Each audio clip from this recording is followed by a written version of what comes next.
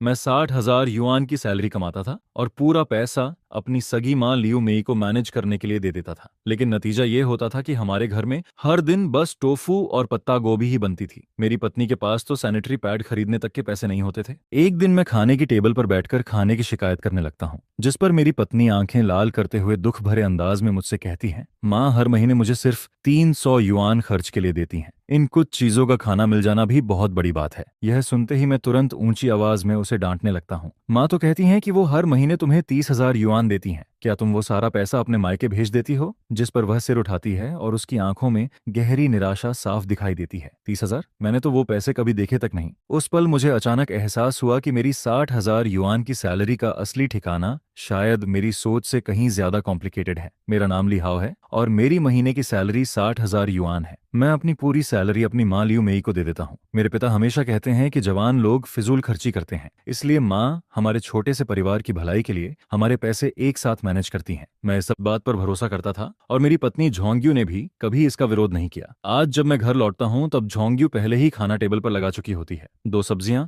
और एक सूप, एक प्लेट खट्टी तली हुई पत्ता गोभी, एक प्लेट सिचुआन टोफू और एक बर्तन समुद्री घास और अंडे का सूप, जिसे देखते ही मेरे माथे पर फिर से शिकन आ जाती है। फिर से यही खाना लगातार आधे महीने से यही चल रहा था। टेबल पर मांस या मछली का नामो निशान तक नहीं था। मैं अपना बैग नीचे रखकर खाने की टेबल पर बैठ जाता हूँ। आज ऑफिस में बहुत ज्यादा थक गया था। मैं चॉपस्टिक उठाकर चावल का एक कौर मुंह में डालता हूँ, जिस पर झोंग्यू मेरे लिए एक कटोरी सूप निकालकर मेरे हाथ के पास रख देती है। सूप अभी भी गर्म था, लेकिन इतना नहीं कि मुंह जल जाए। वह हमेशा इतनी केयरफुल रहती थी, लेकिन न जाने क्यों मेरे दिल के अंदर चिड़चिड़ापन बढ़ने लगता है। मैं उससे नाराज नहीं था, लेकिन फिर भी मेरे मुंह से निकल जाता है, हर दिन यही फीका खाना क्यों? थोड़ा सा मांस भी नहीं है? मैं पत्ता गोभी का एक टुकड़ा उठाकर चबाने लगता हूँ। सच कहूं तो यह सब बहुत बोरिंग हो गया है। कमरे की लाइट काफी तेज थी और तभी मुझे दिखाई देता है कि उसके कंधे हल्के हल्के कांप रहे हैं, जिस पर मैं थोड़ा अधीर होकर पूछता हूँ, क्या हुआ? क्या मैंने कुछ गलत कह दिया? कुछ नहीं। उसकी आवाज बहुत धीमी थी और उसमें हल्की सिसकियां भी शामिल थीं। यह सुनकर मैं गौर करता हूँ कि उसकी आंखों के कोने पहले से लाल हो चुके थे। आखिर बात क्या है? अगर खाना बनाना पसंद नहीं है तो हम नौकरानी रख सकते हैं। अब मेरी आवाज पहले से थोड़ी नरम हो जाती है, जिस पर झोंग्यू सिर उठाती है और बिना किसी चेतावनी के उसकी आंखों से आंसू बहने लगते हैं। लिहाओ, वह मेरी तरफ देखती है। उसकी आंखों में ऐसे इमोशंस भरे थे जिन्हें मैं समझ ही नहीं पाता। उनमें दुख था,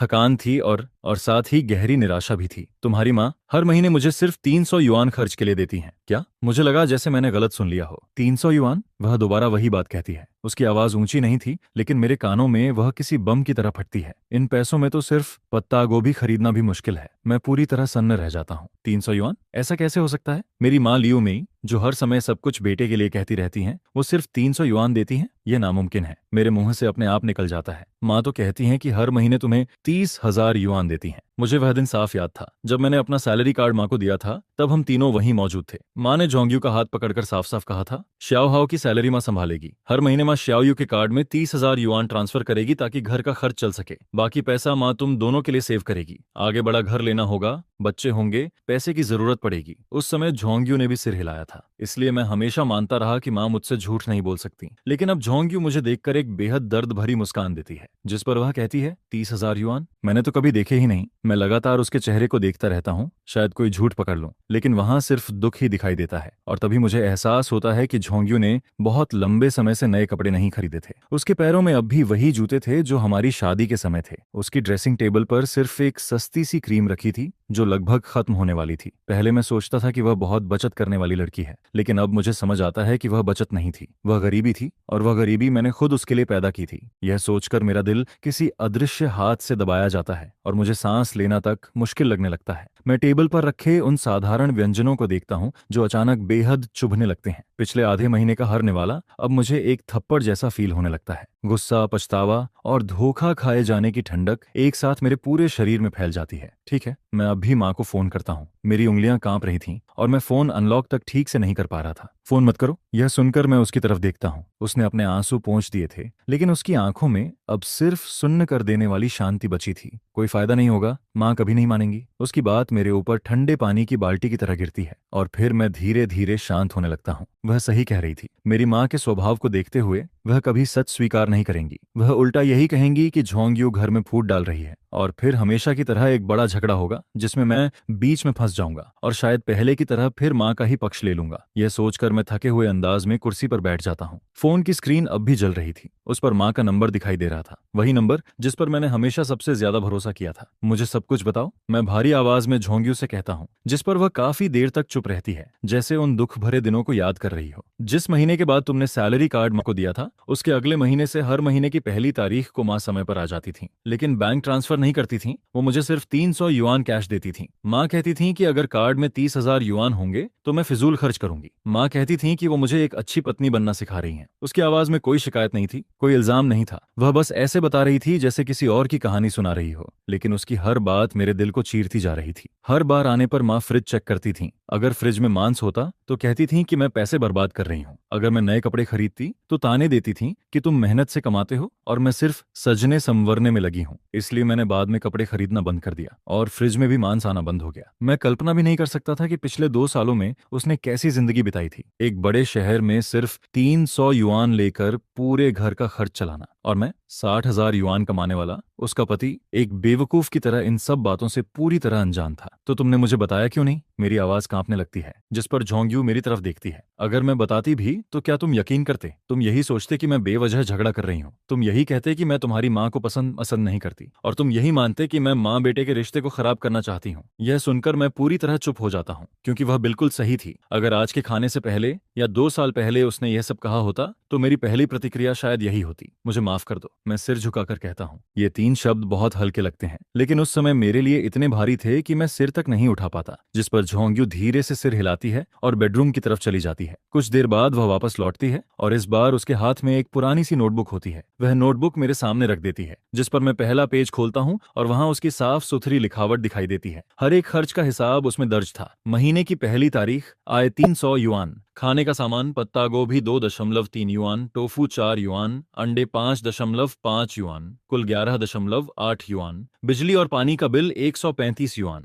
दवा खरीदी 35 युआन। इस महीने बाकी बचे 112 युआन। हर एक खर्च, हर एक मद इतनी साफ तरह से लिखी हुई थी जैसे हर लाइन मेरे दिल पर एक एक कट लगा रही हो। मैं एक एक पेज पलटता जाता हूँ और मेरे हाथ लगातार कांपने लगते हैं। हर महीने की इनकम एक जैसी लिखी हुई थी, सिर्फ 300 युआन। फिर अचानक मेरी नजर एक एंट्री पर पड़ती है, सैनिटरी पैड 12.9 युआन। उसके पीछे ब्रैकेट में लिखा था, डिस्काउंट कूपन इस्तेमाल किया, 3 युआन बचाए। यह देखकर मेरी आंखें तुरंत गर्म हो जाती हैं। मेरी पत्नी, जिसके बारे में मैं सोचता था कि वह आराम की जिंदगी जी रही है, वह 3 युआन बचाने के लिए भी हिसाब लगा रही थी, और मैं उसी पर खाना खराब होने की शिकायत कर रहा था। मैं सच में बहुत बड़ा कमीना था। मैं अभी जाकर उनसे बात करता हूँ। यह कहते हुए मैं जोर से नोटबुक बंद करता हूँ और खड़ा होने की कोशिश करता हूँ, जिस पर झोंग्यू मेरा हाथ पकड़ लेती है। फिर क्या होगा? एक बड़ा झगड़ा होगा, माँ सब कुछ नकार देंगी, फिर तुम्हें डांटेंगी, और आखिर में तुम फिर मुझे ही समझाओगे कि थोड़ा बड़ा दिल रखो, थोड़ा और सह लो। वह बेहद शांत नजरों से मुझे देखती है। लीहाओ, ऐसा ड्रामा मैं अब और नहीं करना चाहती। यह सुनकर मैं पूरी तरह चुप हो जाता हूँ। हाँ, फिर क्या होगा? मेरे पास कोई सबूत नहीं था। इस नोटबुक को भी माँ नकली बता सकती थी,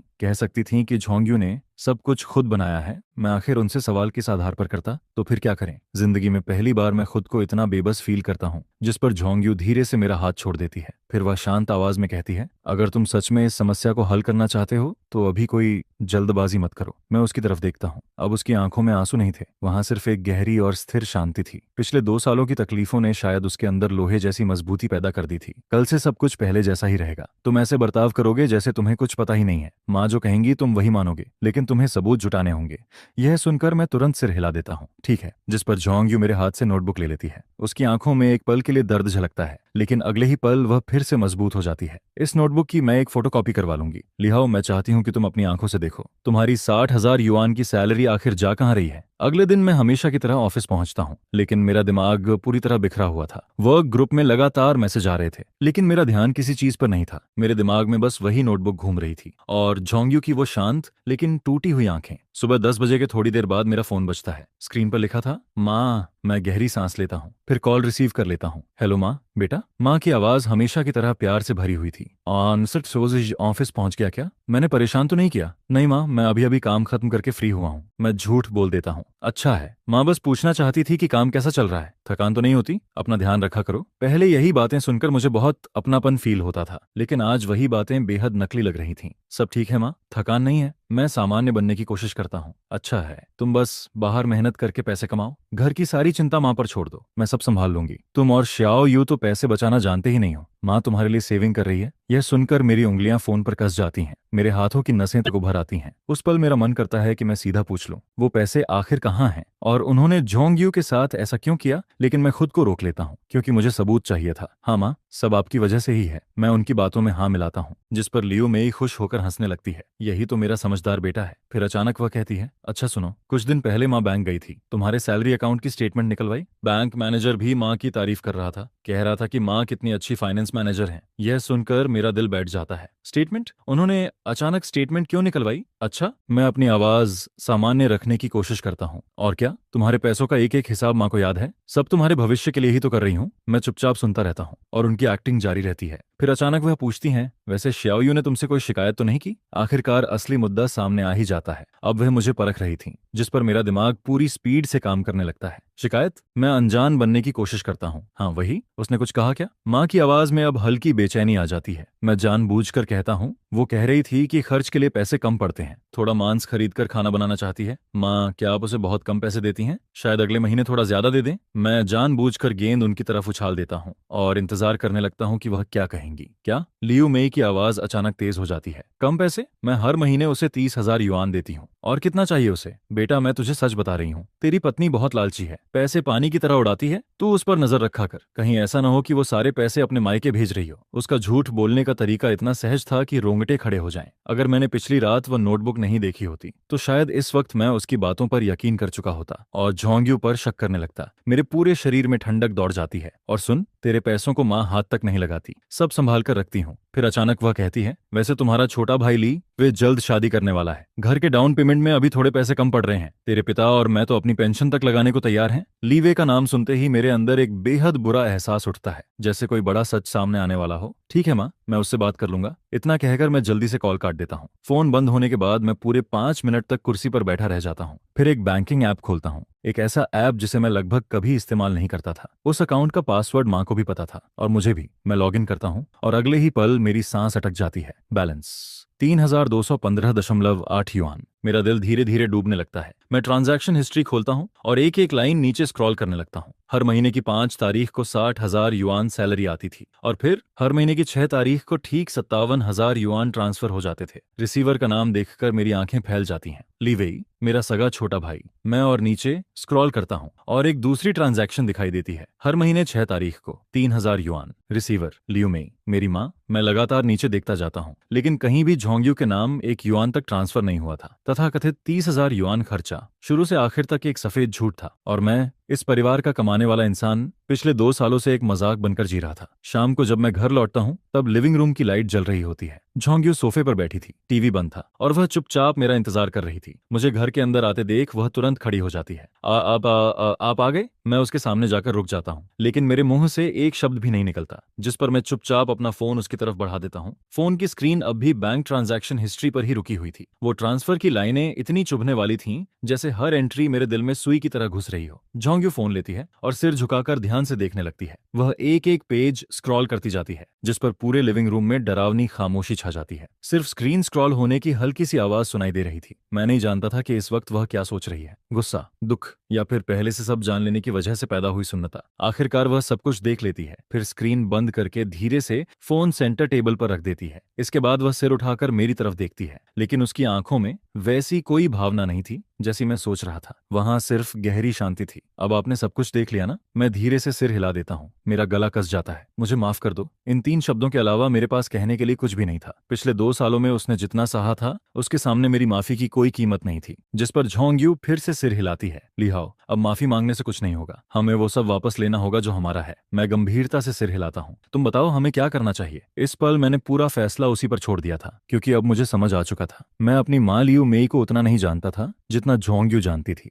20 साल से ज्यादा समय से बनी मेरी सारी सोच आज टूट चुकी थी। जिस पर झोंग्यू खिड़की के पास जाकर बाहर रात के अंधेरे को देखने लगती है। बैंक स्टेटमेंट एक सबूत है, लेकिन अभी भी काफी नहीं है। माँ कह सकती हैं कि तुम्हारी मर्जी से पैसे ली वेई को दिए गए थे। वो ये भी कह सकती हैं कि अकाउंट का पासवर्ड तुम्हें खुद उन्हें तुम्हें दिया था और उन्होंने सिर्फ तुम्हारे कहने पर ट्रांसफर किया। उसकी हर बात बिल्कुल सही जगह पर लग रही थी, क्योंकि मेरी माँ सच में ऐसा ही कर सकती थी। खुद को बचाने के लिए वह कुछ भी कह सकती थी। तो फिर हमें क्या करना होगा? मैं बेचैन होकर पूछता हूँ, जिस पर झोंग्यू मेरी तरफ मुड़ती है। उसकी आंखों में एक दृढ़ चमक दिखाई देती है। हमें ऐसा सबूत चाहिए जिसे वो किसी भी हालत में झुठला न सके। मैं तुरंत समझ नहीं पाता। कैसा सबूत? जिस पर वह धीरे से कहती है, ऐसा सबूत जिसमें वो खुद अपने मुंह से सारी बात कबूल करें। रिकॉर्डिंग। यह सुनते ही मैं तुरंत समझ जाता हूँ, यही सबसे अच्छा तरीका था। इस बार हमें उनसे खुद कहलवाना होगा कि उन्होंने तुम्हारी 60,000 युआन सैलरी का क्या किया। मैं चाहती हूँ कि वो खुद हर महीने वाले 30,000 युआन के झूठ को अपने हाथों से तोड़ें। मैं अपनी पत्नी को देखता हूँ और अचानक मुझे लगता है कि वह पहले वाली झोंग्यू नहीं रही। वह लड़की जो हमेशा शांत रहती थी, कम बोलती थी, अब जैसे उसके ऊपर एक मजबूत कवच बन चुका था। लेकिन मैं जानता था यह बदलाव एक रात में नहीं आया,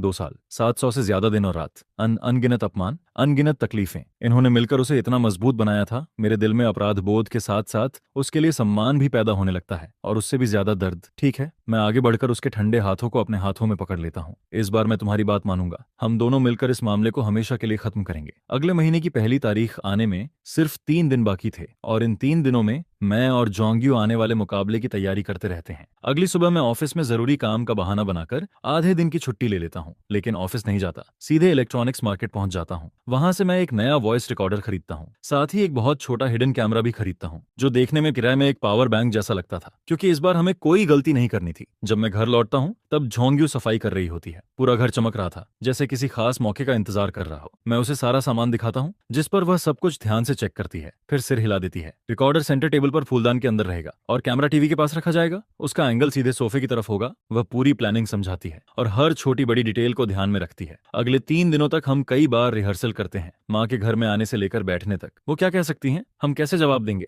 हर चीज पहले से तय कर ली जाती है, जिस पर झोंग्यू मुझे खास तौर पर समझाती है, उस दिन तुम्हें ज्यादा एक्टिंग करने की जरूरत नहीं है। तुम हमेशा की तरह ऑफिस से घर लौटना। अगर तुम जरूरत से ज्यादा अलग बर्ताव करोगे तो माँ को शक हो जाएगा। तुम बस ऐसे व्यवहार करना जैसे अभी अभी तुम्हें सच पता चला हो और तुम गुस्से में उनसे सवाल पूछ रहे हो। मैं वही बहू बनूंगी जो दुखी है, लेकिन खुलकर विरोध नहीं कर पा रही। तुम्हारा काम होगा गुस्सा दिखाना और उनकी भावनाओं को भड़काना। मेरा काम होगा कमजोर दिखना, ताकि वो खुद को जीतता हुआ समझें और घमंड में सारी सच्चाई बोल दें। मैं उसे देखता रहता हूँ। उसकी इंसानी सोच को समझने की क्षमता मुझे हैरान कर रही थी। लेकिन फिर मुझे याद आता है, उसे यह सब मेरी माँ ने ही सिखाया था, 2 सालों की यातना देकर। तुमने बहुत कुछ सहा है, मैं धीरे से कहता हूँ, जिस पर झोंग्यू कुछ नहीं बोलती, बस चुपचाप दूसरी तरफ देखने लगती है। समय धीरे धीरे बीतता है और आखिरकार फैसला करने वाला दिन आ जाता है। महीने की पहली तारीख। सुबह से ही मेरा मन बेचैन था। मैं ऑफिस में बैठा था, लेकिन मेरा ध्यान बार बार फोन पर जा रहा था। सुबह 9:58 पर झोंग्यूए का मैसेज आता है। उसमें सिर्फ एक शब्द लिखा था, आ गई। यह देखते ही मैं तुरंत अपने मैनेजर से इमरजेंसी का बहाना बनाता हूँ और ऑफिस से निकल जाता हूँ।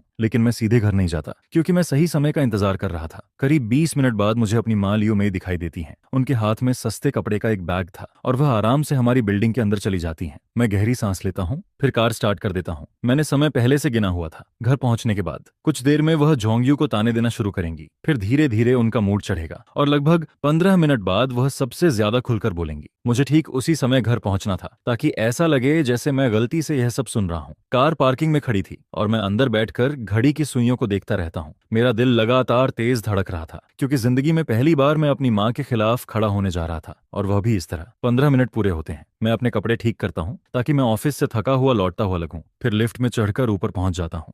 जैसे ही मैं घर के दरवाजे के पास पहुंचता हूँ, मुझे अंदर से माँ की आवाज सुनाई देती है, तुझे 300 युआन देती हूँ, यही तेरे लिए बहुत बड़ी बात है, और तू ली हाउ से मेरी शिकायत करने की हिम्मत करती है। सुन ले जोंग्यू, हमारे लिए परिवार का पैसा पेड़ों पर नहीं उगता। मैं चाबी निकालता हूँ। शुरू में मेरे हाथ हल्के कांप रहे थे, लेकिन जैसे ही चाबी लॉक में जाती है, मेरे हाथ स्थिर हो जाते हैं और मेरी आंखें ठंडी पड़ जाती हैं। असली खेल अब शुरू होने वाला था। मैं दरवाजा खोलकर अंदर चला जाता हूँ। माँ, आप क्या कह रही हैं? मेरी आवाज सुनते ही पूरा कमरा शांत हो जाता है। टेबल पर 300 युआन के नोट रखे हुए थे, जो बेहद चुभने वाले लग रहे थे। लियो मेई एक पल के लिए साफ घबरा जाती हैं।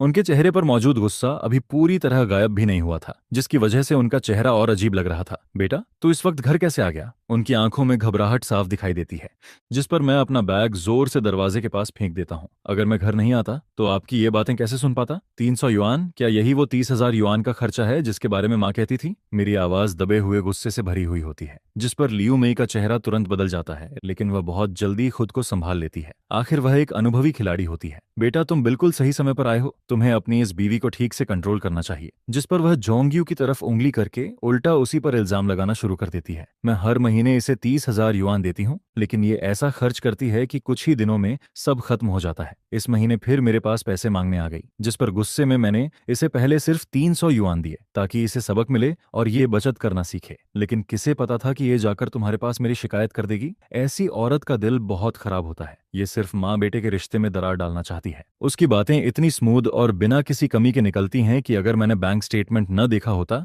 तो शायद मैं भी उसकी बातों पर यकीन कर लेता और उल्टा जोयू को ही डांट देता। जिस पर मैं ठंडी हंसी हंसते हुए कहता हूँ, माँ, आप कह रही हैं कि हर महीने जोयू को 30,000 युआन देती हैं, है ना? लियू मेई सीना तानकर कहती है, क्या मैं अपने बेटे से झूठ बोलूंगी? ठीक है। फिर मैं जोयू की तरफ मुड़ता हूँ। माँ कह रही हैं कि हर महीने तुम्हें 30,000 युआन मिलते हैं, क्या तुम्हें मिले? जिस पर जोयू सिर उठाती है। उसके चेहरे पर अभी भी आंसुओं के निशान होते हैं। वह माँ की तरफ एक नजर देखती है और फिर धीरे से सिर हिला देती है। नहीं, मुझे कभी नहीं मिले। यह सुनते ही लियू मेई आग बबूला हो जाती है। वह जोयू की तरफ उंगली करके चिल्लाती है, झूठी और एहसान फरामोश। मैंने तुझे इतना अच्छा रखा और तू मेरे बेटे के सामने मुझे बदनाम कर रही है। मैं आज तुझे सबक सिखा दूंगी। यह कहते हुए वह जोयू को थप्पड़ मारने के लिए हाथ उठा देती है, जिस पर मैं तुरंत उसका हाथ पकड़ लेता हूँ। बस मेरी तेज आवाज सुनकर वह डर जाती है और मुझे घूर कर देखने लगती है। फिर मैं बर्फ जैसी ठंडी आवाज में कहता हूँ, माँ, मैं आपसे एक बार फिर पूछता हूँ। मेरी सैलरी हर महीने 60,000 युआन है और वह आपके कार्ड में ट्रांसफर होती है, सही है? वह बिना सोचे जवाब देती है, हाँ हाँ। और आप जोयू को सिर्फ 300 युआन देती हैं, सही है? नहीं, मैं उसे 30,000 देती हूँ। वह अभी भी बहाना बनाने की कोशिश करती है, जिस पर मैं तुरंत पूछता हूँ, तो बाकी 59,700 युआन कहाँ गए? अब उसकी नजरें इधर उधर भटकने लगती हैं।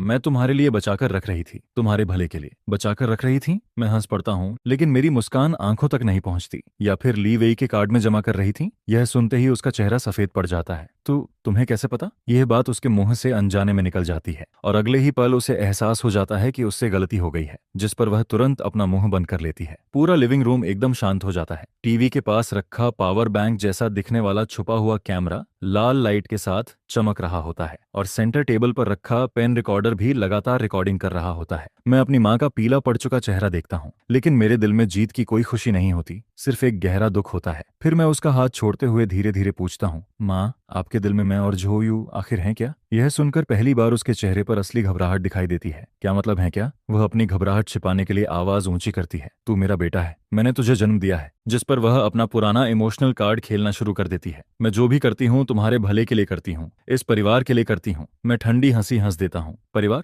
यह शब्द उसके मुंह से सुनकर मुझे बेहद व्यंग्यात्मक लगता है। आपके परिवार में सिर्फ आप, पापा और ली वेई हैं, है ना? फिर मैं और जोयू क्या हैं? क्या हम सिर्फ वो एटीएम हैं जिनके पैसों से आप ली वेई को पालती हैं? मेरे हर सवाल उसके दिल पर हथौड़े की तरह पड़ता है, जिस पर उसका चेहरा और ज्यादा सफेद पड़ जाता है। बकवास मत कर। आखिरकार उसका असली चेहरा सामने आ जाता है। ली वेई तेरा सगा भाई है, उसे शादी करनी है, घर खरीदना है। बड़ा भाई होकर थोड़ी मदद कर देगा तो क्या हो जाएगा? तू हर महीने 60,000 कमाता है, उसे थोड़ा खर्च करने देगा तो क्या बिगड़ जाएगा? क्या तू अपने ही भाई को बर्दाश्त नहीं कर सकता? अगर मैं अपनी मर्जी से दूं तो उसे मदद कहते हैं, मैं उसकी आंखों में देखते हुए कहता हूं। लेकिन जो पैसे आपने चोरी से लिए उसे चोरी कहते हैं। चोरी शब्द सुनते ही वह पूरी तरह पागल हो जाती है। नालायक! वह कांपते हुए मेरी तरफ उंगली करती है। एक पराई औरत के लिए तू अपनी माँ से ऐसे बात कर रहा है? जिस पर उसका निशाना फिर जोयू की तरफ मुड़ जाता है। सब कुछ इसी मनहूस औरत की वजह से हुआ है। जिस दिन से ये इस घर में आई है, हमारे घर में कभी शांति नहीं रही। इसने मेरे बेटे पर कौन सा मैजिक कर दिया है कि ये अपनी माँ और भाई तक को छोड़ रहा है। उसका चेहरा गुस्से से टेढ़ा हो जाता है और वह फिर से जोयू को मारने के लिए हाथ उठाती है। लेकिन इस बार जोयू पीछे नहीं हटती। वह बस शांत बैठी रहती है और एक जोकर की तरह लियू मेई को देखती रहती है। जिस पर मैं फिर से माँ का हाथ पकड़ लेता हूँ और इतना जोर से दबाता हूँ कि वह दर्द से चीख उठती है।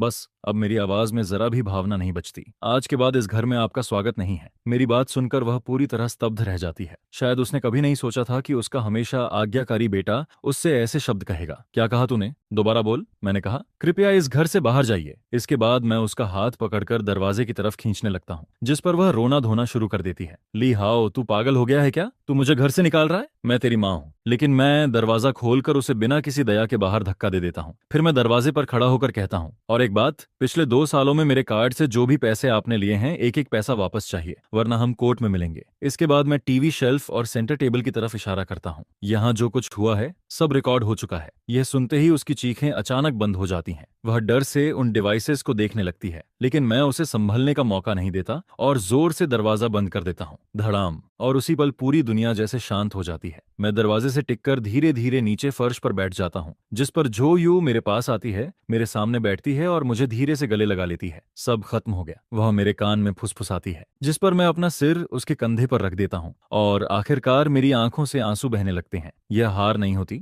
बल्कि 20 साल पुरानी टूटी हुई आस्था से मिली एकमात्र राहत होती है। इसके बाद हम दोनों काफी देर तक फर्श पर बैठे रहते हैं। जब बाहर का आसमान धीरे धीरे अंधेरा होने लगता है, तब मैं सिर उठाता हूँ, जिस पर वह मेरे आंसू पोंछती है और मेरे लिए एक गिलास गर्म पानी लेकर आती है। अब बेहतर फील कर रहे हो? Thank you. वह हल्का सा मुस्कुराकर पूछती है। किस बात के लिए? मुझे छोड़कर न जाने के लिए। अगर वह मेरे साथ न होती तो शायद मैं पूरी जिंदगी इसी झूठे इमेजिनेशन और धोखे की दुनिया में जीता रहता। एक ऐसे परिवार के बारे में जहां माँ को आदर्श और बेटों को आज्ञाकारी माना जाता है, लेकिन असल में मैं एक कठपुतली की तरह पूरी जिंदगी दूसरों के हाथों नाचता रहा और फिर भी खुशी खुशी सब कुछ स्वीकार करता रहा। जिस पर जो यू हल्की सी मुस्कुराती है। उसकी मुस्कान में राहत की एक झलक साफ दिखाई देती है। हम पति पत्नी हैं। उसके मुंह से निकले ये कुछ शब्द किसी भी दिलासे से कहीं ज्यादा ताकत रखते हैं। हाँ, हम पति पत्नी हैं, एक ही टीम है, सुख दुख में साथ रहने वाले, हर मुश्किल का सामना साथ करने वाले। इसके बाद मैं खड़ा होता हूँ और उसका हाथ पकड़कर उसे भी खड़ा कर देता हूँ। चलो अब अपना वॉर ट्रॉफी देखते हैं। मैं टीवी शेल्फ के पास जाता हूँ, पावर बैंक के रूप में छुपाए गए कैमरे को उठाता हूँ और फिर पेन स्टैंड से रिकॉर्डिंग पेन निकाल लेता हूँ। हम दोनों डिवाइस को कंप्यूटर से कनेक्ट करते हैं, जिस पर वीडियो और ऑडियो दोनों पूरी तरह सुरक्षित मिलते हैं। मैं वीडियो चलाता हूँ। स्क्रीन पर माँ का चेहरा साफ दिखाई देता है। गुस्से और लालच से भरा हुआ उसका चेहरा बुरी तरह विकृत नजर आता है। उसकी कही हुई हर बात, हर शब्द एकदम साफ रिकॉर्ड हुआ होता है। मैं स्क्रीन को देखता रहता हूँ, लेकिन अब मेरे दिल में कोई हलचल नहीं होती। कुल कितना पैसा हुआ? जो ये पूछती है, जिस पर मैं फोन निकालकर कैलकुलेटर खोलता हूँ। हर महीने 60,000 युआन, 2 साल यानी 24 महीने, कुल कमाई 14,40,000 युआन। माँ हर महीने जो यू को सिर्फ 300 युआन देती थी, बाकी लगभग 57,700 युआन। 2 साल में लीवेई को कुल 13,68,000 युआन ट्रांसफर हुए। इन नंबरों को देखते ही मेरी सांस थोड़ी भारी हो जाती है। 13,68,000 युआन। इतने पैसों में किसी बड़े शहर में सीधे एक शानदार घर खरीदा जा सकता है। और दूसरी तरफ मेरी पत्नी 3 युआन के डिस्काउंट कूपन के लिए तक हिसाब लगाती रही। यह पैसा हर हाल में वापस लेना होगा। जिस पर जो यू शांत आवाज में कहती है, वे लोग इतनी आसानी से पैसा वापस नहीं देंगे, खासकर लीवेई। मैं सिर हिलाता हूँ। मैं उसकी बात समझ जाता हूँ। इसलिए सिर्फ माँ के पास जाने से कुछ नहीं होगा। माँ सिर्फ पैसे ट्रांसफर करने वाली थी, असली फायदा उठाने वाला इंसान लीवेई है। तो तुम्हारा मतलब है कि हम सीधे उसके पास जाएं? मैं पूछता हूँ। हाँ। जो यू मेरी तरफ देखती है। उसकी आंखों में दृढ़ता साफ नजर आती है। उसे पता चलना चाहिए कि उसकी ऐशो आराम की जिंदगी अब खत्म हो चुकी है, और मुझे यकीन है कि माँ ने उसे पहले ही सब बता दिया होगा। इस वक्त शायद दोनों मिलकर हमारे खिलाफ प्लान बना रहे होंगे। हम उन्हें ज्यादा समय नहीं दे सकते। जिस पर मैं बिना हिचकिचाए कहता हूँ, कल ही हम उसके पास जाएंगे, और इस बार मैं बिल्कुल भी नरम नहीं पड़ूंगा। मैं सोचता हूँ, जिस घर में ली वे रहता है, जिस कार में घूमता है, इस शम्य से नहीं, शायद वह सब मेरे पैसों से खरीदा गया है। वह आराम से उस जिंदगी का मजा लेता रहा जो असल में मेरी और जोयू की होनी चाहिए थी। अब समय आ गया था कि वह सब कुछ वापस उगले। इसके बाद मैं मैप ऐप खोलता हूँ और लीवे के घर का एड्रेस डालता हूँ। यही वही एड्रेस होता है जिसे पिछली फैमिली गैदरिंग में माँ बड़े गर्व से दिखा रही थी। मेरा छोटा बेटा कितना काबिल है, अपनी शादी के लिए खुद घर खरीद लिया। अब सोचता हूँ तो ये बात बेहद हास्यास्पद लगती है। कल मैं खुद उसके दरवाजे पर जाकर अपना सब कुछ वापस मांगूंगा। अगले दिन रविवार होता है। मैं और जोयू बहुत सुबह उठ जाते हैं, लेकिन आज हम घर पर नाश्ता नहीं करते। जिस पर मैं कार लेकर शहर के सबसे अच्छे कांटोनिस रेस्टोरेंट में पहुंच जाता हूं। हम ढेर सारे डिमसम ऑर्डर करते हैं, श्रिम्प डम्पलिंग, स्यूमई, चिकन फीट और बाकी कई स्पेशल डिशेस। ये सब जोयू के पसंदीदा खाने होते हैं, लेकिन पिछले 2 सालों में उसने इनमें से किसी चीज को हाथ तक नहीं लगाया था। नाश्ता खत्म होने के बाद हम घर वापस नहीं लौटते। मैं सीधे लीवे के घर की तरफ कार मोड़ देता हूँ। वह एक नया और बेहद महंगा रेजिडेंशियल कॉम्प्लेक्स होता है। लिफ्ट में खड़े खड़े मुझे महसूस होता है कि जोयू मेरा हाथ कसकर पकड़ रही है, जिस पर मैं भी उसका हाथ मजबूती से पकड़ लेता हूँ। डरो मत, मैं हूँ। वह मेरी तरफ देखकर मुस्कुराती है। मुझे डर नहीं लग रहा। कुछ देर बाद हम उसके फ्लैट के दरवाजे के सामने खड़े होते हैं। मैं डोरबेल दबाता हूँ। काफी देर बाद दरवाजा खुलता है। भैया, भाभी, आप लोग यहाँ? ली वेई की नजरें मुझसे बचती रहती हैं। उसे देखकर साफ समझ आ जाता है कि माँ ने उसे पहले ही खबर दे दी है। मैं ठंडी आवाज में कहता हूँ, अंदर आने के लिए नहीं कहोगे? उसका चेहरा थोड़ा खराब हो जाता है, लेकिन वह साइड में हटकर हमें अंदर आने देता है। तभी बेडरूम से एक महिला बाहर निकलती है। वह उसकी मंगेतर वांग ली होती है। हमें देखकर वह भी कुछ पल के लिए चौंक जाती है, लेकिन अगले ही पल चेहरे पर बनावटी मुस्कान ले आती है। ओह, बड़े भैया और भाभी, भाभी जी की, आइए बैठिए। पूरा लिविंग रूम शानदार सजावट से भरा होता है। एक नजर में ही समझ आ जाता है कि यहाँ काफी पैसा खर्च हुआ है।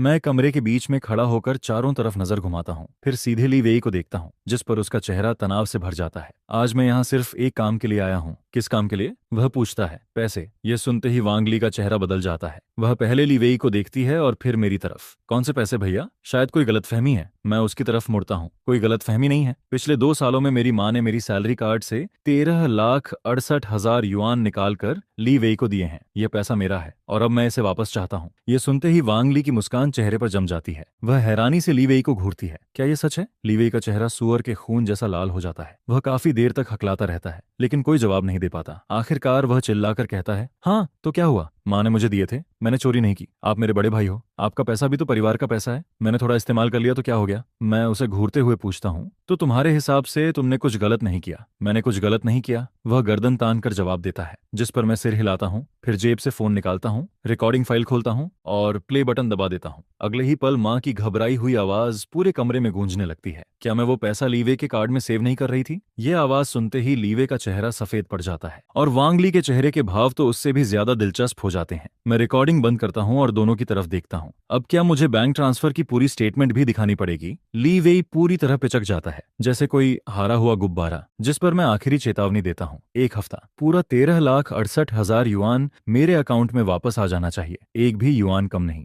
अगर 1 हफ्ते बाद पैसा नहीं आया तो ये रिकॉर्डिंग और बैंक स्टेटमेंट 2 जगह भेजे जाएंगे। पहली जगह कोर्ट और दूसरी जगह तुम्हारे होने वाले ससुराल वाले। मेरी बात किसी हथौड़े की तरह उन दोनों पर गिरती है और उसी के साथ उनके झूठे वैभव की पूरी इमारत हिल जाती है, जिस पर वांग ली का चेहरा पूरी तरह पीला पड़ जाता है। वह पहले मुझे देखती है, फिर ली वेई को। उसकी आंखों में पहले हैरानी दिखाई देती है, फिर शक और आखिर में सिर्फ ठंडा तिरस्कार। मैं एक शब्द भी और नहीं कहता, जो कहना था कह चुका होता हूँ। इसके बाद मैं जोयू का हाथ पकड़ता हूँ और बाहर निकल जाता हूँ। ली वे हमें नहीं रोकता, वांग ली भी नहीं। दोनों ऐसे खड़े रहते हैं जैसे उनकी आत्मा निकल चुकी हो। पीछे से दरवाजा बंद होने की तेज आवाज आती है। धड़ाम। हम लिफ्ट में दाखिल हो जाते हैं। बंद जगह में सिर्फ मेरी और जोयू की सांसों की आवाज सुनाई देती है। लिफ्ट के शीशे में हमारा प्रतिबिंब नजर आता है। हम दोनों शांत दिखते हैं, लेकिन चेहरे पर तूफान के बाद वाली थकान साफ दिखाई देती है। चलो घर चलते हैं, जिस पर जोयू सिर हिलाती है और अपना सिर मेरे कंधे पर टिका देती है। लेकिन मैं जानता हूँ, असली तूफान अभी शुरू हुआ है। उस बंद दरवाजे के पीछे एक नई लड़ाई भड़क चुकी है। 13,68,000 युआन। वांगली की कांपती हुई आवाज कांच पर नाखून घिसने जैसी सुनाई देती है। लीवी, मुझे साफ साफ समझाओ, आखिर ये सब क्या है?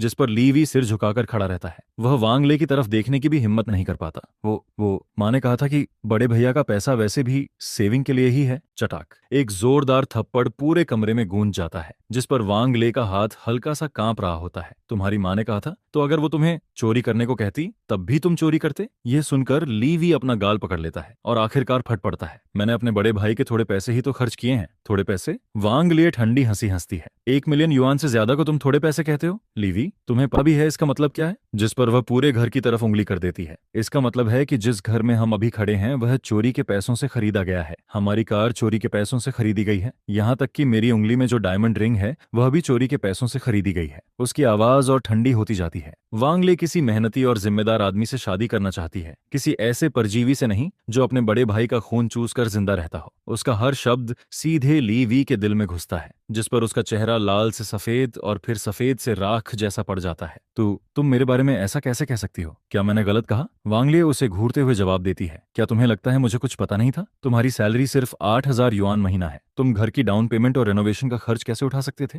मैं हमेशा सोचती थी कि ये दोनों बुजुर्गों की बचत होगी, लेकिन मुझे क्या पता था कि पूरा परिवार मिलकर चोरी कर रहा है। इसके बाद वह एक गहरी सांस लेती है।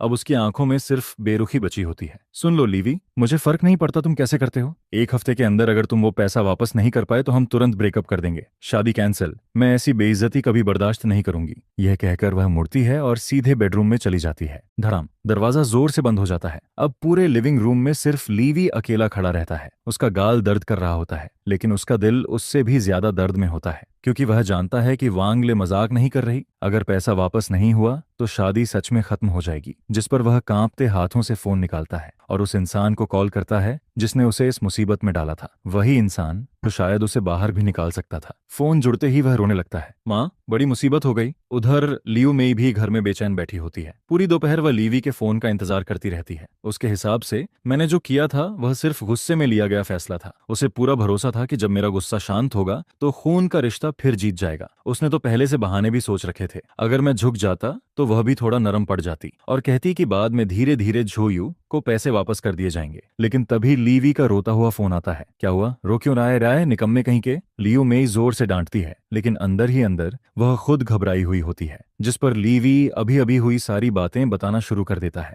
वह थोड़ा नमक मिर्च लगाकर पूरी कहानी सुनाता है, खासकर मेरे सख्त रवैये और वांग लेके ब्रेकअप वाले अल्टीमेटम पर ज्यादा जोर देता है। माँ, घर की डाउन पेमेंट, रेनोवेशन, कार सब बड़े भैया के पैसों से खरीदे गए हैं। अगर वह कोर्ट चले गए तो क्या ये सब वापस ले लिया जाएगा? तो फिर मेरे पास कुछ भी नहीं बचेगा। फोन के उस पार उसकी घबराहट साफ सुनाई देती है, जिस पर लियू मेई का दिल धीरे धीरे डूबने लगता है। उसे जिस बात का सबसे ज्यादा डर था आखिर वही हो गया। उसका हमेशा आज्ञाकारी बेटा इस बार सच में उसके खिलाफ खड़ा हो गया था। घबराने की जरूरत नहीं है, वह तुरंत खुद को संभालती है। अभी आसमान नहीं टूट पड़ा। इसके बाद वह तेजी से कोई रास्ता सोचने लगती है। पैसा वापस करना नामुमकिन। 1 मिलियन से ज्यादा युआन तो पहले ही घर, कार और लीवी की इज्जत में बदल चुके थे। वह पैसा वापस नहीं निकाला जा सकता था। जिस पर उसके दिमाग में एक नया प्लान आता है। अगर प्यार से काम नहीं बनता तो दबाव से बनाना होगा। सुनो, तुम अभी वांगले के पास मत जाना, लियू मेई धीरे से कहती है। ये मामला अब मुझ पर छोड़ दो। तुम्हारे भाई को मैं अच्छी तरह जानती हूँ। वह बाहर से कितना भी सख्त दिखे, लेकिन उसका सबसे बड़ा वीक पॉइंट है परिवार। वह माँ बाप और रिश्तों को बहुत महत्व देता है।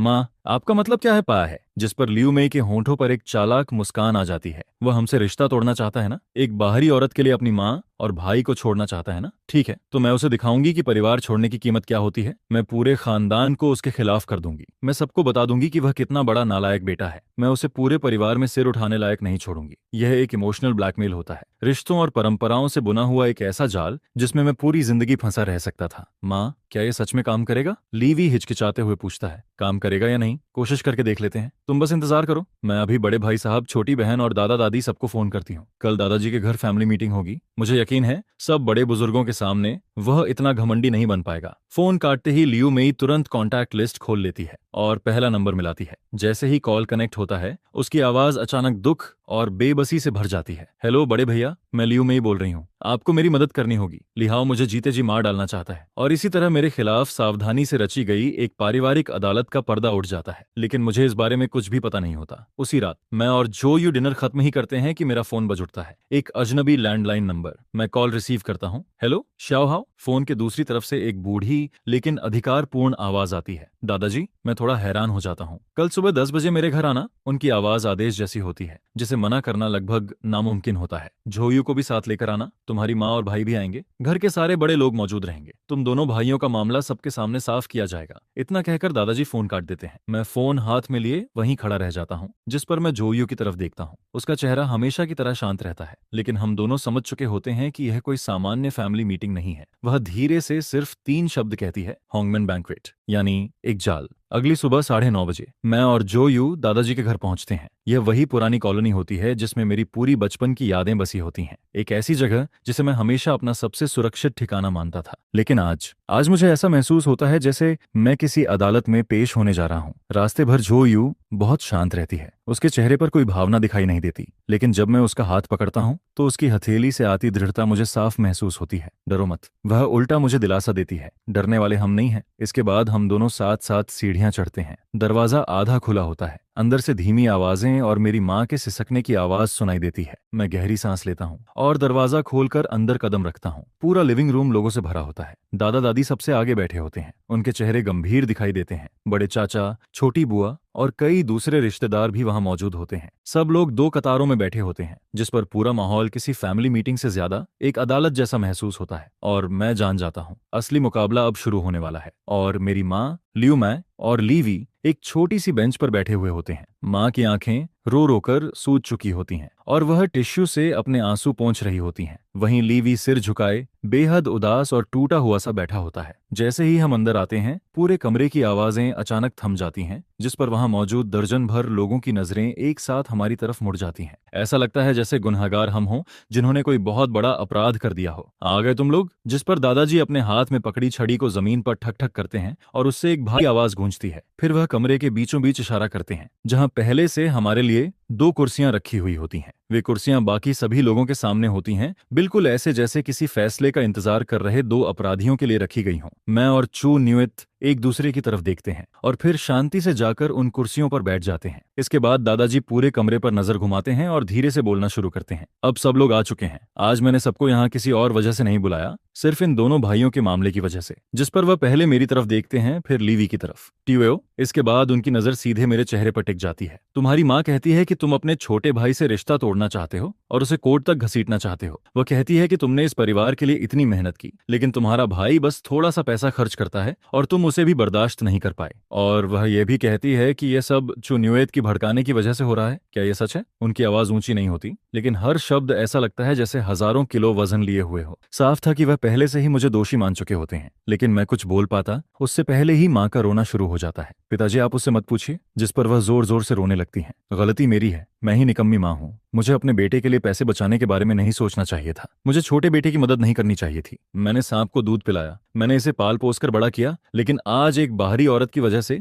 यह अपनी सगी माँ को जेल भिजवाना चाहता है। यह कहते हुए वह छू न्यूएट को नफरत भरी नजरों से घूरती रहती है, जिस पर दूसरी बुआ सबसे पहले बोल पड़ती हैं। त्याओहाओ, तुम अपनी माँ से ऐसे कैसे बात कर सकते हो? घर के लोगों के बीच की बात है, बैठकर आराम से सुलझा नहीं सकते थे क्या? कोर्ट तक जाने की क्या जरूरत थी? इसके बाद बड़े चाचा भी भौहें सिकोड़ लेते हैं। तुम्हारा भाई तुम्हारे कुछ पैसे खर्च कर लेता है तो क्या हो गया? वह कोई बाहर वाला थोड़ी है, आखिर खून का रिश्ता है। लगता है शादी के बाद तुम अपनी माँ को भूल गए हो। उनकी बातें एक के बाद एक तीर की तरह मेरी तरफ आती रहती हैं, लेकिन उनमें से किसी को भी सच्चाई से कोई मतलब नहीं होता। वे सिर्फ माँ की बातों पर विश्वास करते हैं क्योंकि वह खुद को पीड़ित दिखा रही होती हैं। उनकी नजर में परिवार सबसे ऊपर होता है, खून का रिश्ता सबसे ऊपर होता है। मैं बड़ा भाई हूँ, इसलिए मुझे बिना शर्त अपने भाई की मदद करनी चाहिए। मैं बेटा हूँ, इसलिए मुझे बिना शर्त अपनी माँ की बात माननी चाहिए। और चुंगवेट, वह हमेशा एक बाहरी इंसान ही रहेगी। वहीं लीवी सिर झुकाए बैठा रहता है। उसके कंधे हल्के हल्के कांप रहे होते हैं, जैसे उसे बहुत पछतावा हो रहा हो। लेकिन जब मैं उसकी आंखों में छिपकर झांकती हुई नजर देखता हूँ तो मुझे वहां पछतावे की जगह एक हल्की सी जीत की खुशी दिखाई देती है। यही उनका प्लान था, पूरे खानदान का दबाव बनाकर मुझे झुकाने का प्लान। जब सब लोग अपनी बातें खत्म कर लेते हैं तो सभी मेरी तरफ देखने लगते हैं। वे मेरे पछतावे और माफी का इंतजार कर रहे होते हैं, जिस पर दादाजी फिर अपनी छड़ी ठोकते हैं। टीवे हो, सबकी बातें तुमने सुन ली। अब मैं तुमसे पूछता हूँ, तुम्हारी माँ और तुम्हारा भाई क्या तुम्हारे अपने नहीं है? क्या तुम मेरी इज्जत रखकर और अपने पूर्वजों की इज्जत रखकर यह मामला यहीं खत्म नहीं कर सकते? उनकी नजरें मुझ पर जमी रहती हैं। वह नजर किसी विरोध की इजाजत नहीं देती। जो रिकॉर्डिंग और बैंक स्टेटमेंट तुम्हारे पास हैं, उन्हें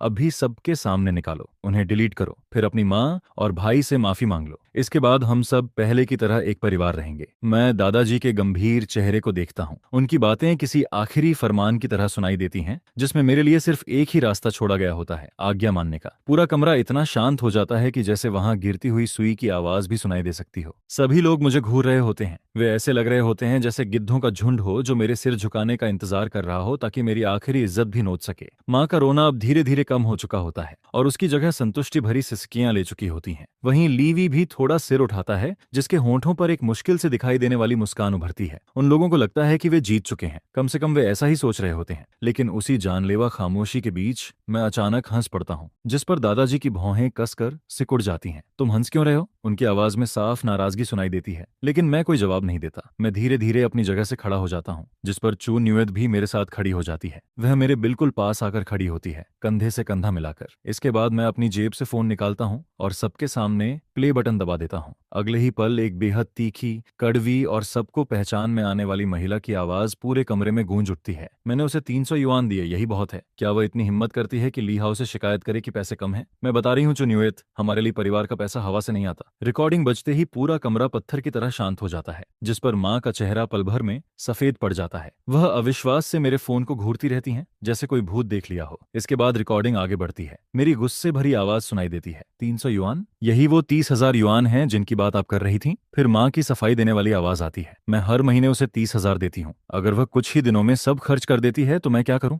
जिस पर रिकॉर्डिंग में मेरी आवाज और सख्त हो जाती है। तो बाकी 29,700 युआन कहाँ गए? पैसे कहाँ हैं? इसके जवाब में माँ कहती हैं, मैंने वो पैसे तुम लोगों के लिए बचा कर रखे थे, तुम लोगों की भलाई के लिए। मैं तुरंत पूछता हूँ, बचा कर रखे थे या फिर लीवी के कार्ड में डाल दिए थे? और यही सबसे अहम लाइन होती है। पूरा कमरा सांस रोककर सुन रहा होता है। फिर रिकॉर्डिंग में माँ की घबराई हुई आवाज सुनाई देती है, तो तुम्हें कैसे पता? बस यही एक सवाल किसी भी सफाई से ज्यादा ताकतवर साबित हो जाता है। यही सबसे बड़ा सबूत बन जाता है, जिस पर ली वी के चेहरे का सारा खून उड़ जाता है। उसका शरीर ढीला पड़ जाता है और वह कुर्सी पर धंस जाता है। माँ का पूरा शरीर कांपने लगता है। उनके होंठ हिलते रहते हैं लेकिन कोई शब्द बाहर नहीं निकल पाता। रिकॉर्डिंग खत्म होते ही मैं फोन बंद करता हूँ और वापस जेब में रख लेता हूँ। मैं कुछ नहीं कहता, बस ठंडी नजरों से वहां बैठे हर इंसान को देखता हूँ। आखिर में मेरी नजर दादाजी पर जाकर रुकती है। उनका हाथ छड़ी को इतनी जोर से पकड़े होता है कि नसें तक उभर आती हैं। वह मुंह खोलते हैं लेकिन एक शब्द भी नहीं बोल पाते। पूरे खानदान की तथाकथित इज्जत और न्याय इस छोटी सी रिकॉर्डिंग के सामने चकनाचूर हो चुका होता है। जो कमरा कुछ देर पहले शोर से भरा हुआ था, अब वहां ऐसी खामोशी छा जाती है कि लोगों की धड़कनें तक सुनाई देने लगती हैं। कोई कुछ नहीं बोलता, क्योंकि अब किसी के पास कहने के लिए कुछ बचा ही नहीं होता। सच्चाई एक जोरदार थप्पड़ बनकर सबके चेहरों पर पड़ चुकी होती है और वह थप्पड़ बुरी तरह दर्द दे रहा होता है। अचानक माँ अपनी कुर्सी से उछलकर खड़ी हो जाती हैं। उनकी हालत किसी पागल इंसान जैसी दिखाई देती है। बाल बिखरे हुए होते हैं और चेहरा बेहद डरावना लग रहा होता है। लेकिन वह न मुझे देखती हैं न किसी रिश्तेदार को। उनकी आंखें सीधे चू न्यूएत पर जाकर टिक जाती हैं और वह नजर ऐसी होती है जैसे वह उसे जिंदा निगल जाना चाहती हो। तू ही है, सब तेरी वजह से हुआ है, बदनसीब औरत। जिस पर माँ अचानक पागलों की तरह चीखते हुए चू न्यूएत की तरफ झपट पड़ती है। तूने मुझे फंसाया है, तूने ही मेरे खिलाफ साजिश रची है। मैं आज तुझे मार डालूंगी, इस घर को बर्बाद करने वाली लोमड़ी। लेकिन मुझे पहले से अंदाजा था कि वह ऐसा कुछ कर सकती हैं। जिस पर मैं तुरंत एक कदम आगे बढ़ जाता हूँ और चू न्यूएत के सामने ढाल बनकर खड़ा हो जाता हूँ। माँ का हाथ जैसे ही हमारी तरफ आता है, मैं उसे बीच में ही पकड़ लेता हूँ और जोर से पीछे धक्का दे देता हूँ, जिस पर वह लड़खड़ाते हुए कुछ कदम पीछे जाती हैं और फिर धड़ाम से जमीन पर गिर पड़ती हैं। बस बहुत हो गया, मैं ठंडी आवाज में कहता हूँ। मामला यहाँ तक पहुंच चुका है, फिर भी माँ, आप अपनी गलती मानने की बजाय किसी और पर दोष डालना चाहती हैं। माँ जमीन पर बैठ जाती हैं और फिर जोर जोर से रोना शुरू कर देती हैं। लेकिन इस बार उनका रोना कोई नाटक नहीं होता, यह पूरी तरह टूट जाने और पागलपन की हालत होती है। अब मैं लोगों को मुंह दिखाने लायक नहीं रही, मर जाना ही बेहतर है। जिस पर वह फर्श पर हाथ पटक पटक कर रोने लगती हैं और हंगामा मचाने लगती हैं। मैंने पूरी जिंदगी इस परिवार के लिए मेहनत की, मैंने आखिर कौन सी गलती कर दी? लीवी तेरा छोटा भाई है, क्या तू उसे थोड़ा सहारा भी नहीं दे सकता था? तू इतना बेरहम कैसे हो सकता है? क्या तू अपनी सगी माँ को मार डालना चाहता है? एक बार फिर वह रिश्तों और भावनाओं का सहारा लेकर मुझे बांधने की कोशिश करती हैं, लेकिन अब बहुत देर हो चुकी होती है। जिस पर मैं उनकी तरफ देखना भी जरूरी नहीं समझता और सीधे दादाजी की तरफ मुड़ जाता हूँ। दादाजी, मैं शांत आवाज में कहता हूँ, अब भी आपको लगता है कि गलती मेरी है? अब भी आपको लगता है कि मुझे माफी मांगनी चाहिए? यह सुनकर दादाजी का चेहरा कभी हरा तो कभी सफेद पड़ने लगता है। अगले ही पल वह अपनी छड़ी जोर से जमीन पर मारते हैं। ठक, पूरे कमरे में तेज आवाज गूंज उठती है। शर्मनाक, ये सब बिल्कुल शर्मनाक है। लेकिन इस बार उनका गुस्सा मेरी तरफ नहीं होता। उनकी नजरें माँ और लीवी पर टिकी होती हैं। माँ अभी भी जमीन पर बैठी होती हैं, जबकि लीवी बुरी तरह घबराया हुआ कुर्सी पर जड़ बना बैठा होता है। उसका चेहरा बिल्कुल सफेद पड़ चुका होता है। जिस पर दादाजी छड़ी उठाकर सीधे लीवी की तरफ इशारा करते हैं। और तुझे अपने बड़े भाई के पैसे चुराने की हिम्मत कैसे हुई? इतने साल पढ़ाई की और आखिर सीखा क्या? क्या सारी पढ़ाई कुत्तों को खिला दी? इसके बाद दादाजी अपना फैसला सुनाते हैं। यह पैसा हर हाल में वापस किया जाएगा। यह सुनते ही लीवी का शरीर कांप उठता है। वहीं माँ का रोना भी अचानक रुक जाता है। नहीं, वह जोर से चिल्लाती हैं, हम वापस नहीं कर सकते। वह पैसा घर और कार खरीदने में लग चुका है, अब कहां से लाएं इतना पैसा?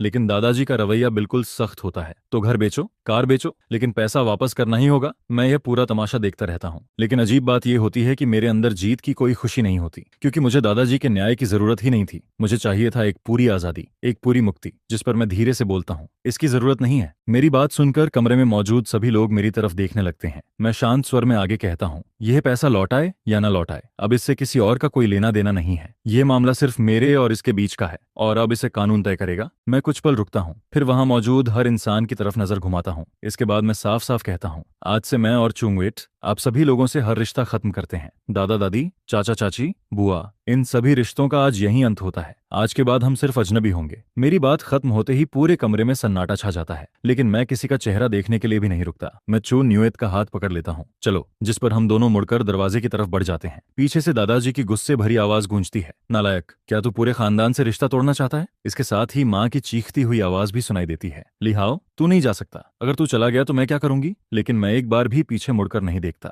मैं चुंग वेट का हाथ मजबूती से पकड़े आगे बढ़ता रहता हूँ। फिर मैं उस भारी लकड़ी के दरवाजे को खोल देता हूँ। दरवाजे के बाहर चमकती हुई धूप हमारा इंतजार कर रही होती है। उसकी गर्म किरणें मेरे और चू न्यूएत के ऊपर पड़ती हैं और उस पल हमें सिर्फ एक चीज फील होती है, आजादी। घर लौटते समय मैं और चू न्यूएत दोनों चुप रहते हैं, लेकिन हमारे हाथ एक दूसरे को मजबूती से पकड़े हुए होते हैं और वही हमारे दिल की सारी बातें कह रहे होते हैं। यह दुख नहीं था, यह राहत थी। वह राहत जो सालों से उठाए जा रहे बोझ को उतार देने के बाद मिलती है। वह राहत जो सारी जंजीरें तोड़ देने के बाद फील होती है। जब हम अपने घर पहुंचते हैं तो पहली बार यह घर सचमुच सिर्फ हमारा लगता है। मैं दरवाजा बंद कर देता हूं, जिस पर बाहर की सारी परेशानियां उसी दरवाजे के बाहर रह जाती हैं। इसके बाद चुंग वेट खिड़की के पास जाती है और सारे पर्दे खोल देती है। धूप तेजी से अंदर आती है और पूरे लिविंग रूम को रोशनी से भर देती है। फिर वह मेरी तरफ देखती है। उसकी आंखें तारों की तरह चमक रही होती हैं। ली हाओ, मुझे हॉटपॉट खाना है? जिस पर मैं मुस्कुराकर सिर हिला देता हूँ। ठीक है, अभी चलते हैं सामान खरीदने। इसके बाद हम दोनों नीचे वाले बड़े सुपरमार्केट में चले जाते हैं। शादी के बाद यह पहली बार होता है जब हम इतने आराम से साथ बाहर निकले होते हैं, बिल्कुल एक नॉर्मल पति पत्नी की तरह। हम शॉपिंग कार्ट धकेलते हुए अलग अलग गलियारों में घूमते हैं। चारों तरफ सामान से भरी शेल्फ लगी होती हैं और मुझे ये सब किसी सपने जैसा फील होने लगता है। वहीं चू न्यूएत की आंखें लगातार चमक रही होती हैं। वह किसी छोटे बच्चे की तरह हर चीज को उत्सुकता से देख रही होती है। अचानक वह प्रीमियम बीफ का एक डिब्बा उठाती है, लेकिन कीमत देखते ही उसे वापस रखने लगती है, जिस पर मैं वह डिब्बा उसके हाथ से लेकर सीधे कार्ट में रख देता हूँ। सुनो, आज के बाद तुम्हारा जो मन करेगा हम वही खरीदेंगे। अब कभी कीमत देखकर फैसला नहीं करेंगे। यह सुनकर उसकी आंखें तुरंत लाल हो जाती हैं, लेकिन वह कुछ नहीं कहती, बस जोर से सिर हिला देती है। इसके बाद हम बहुत सारा सामान खरीदते हैं। ताजा बीफ, क्रंची मीट, झींगे,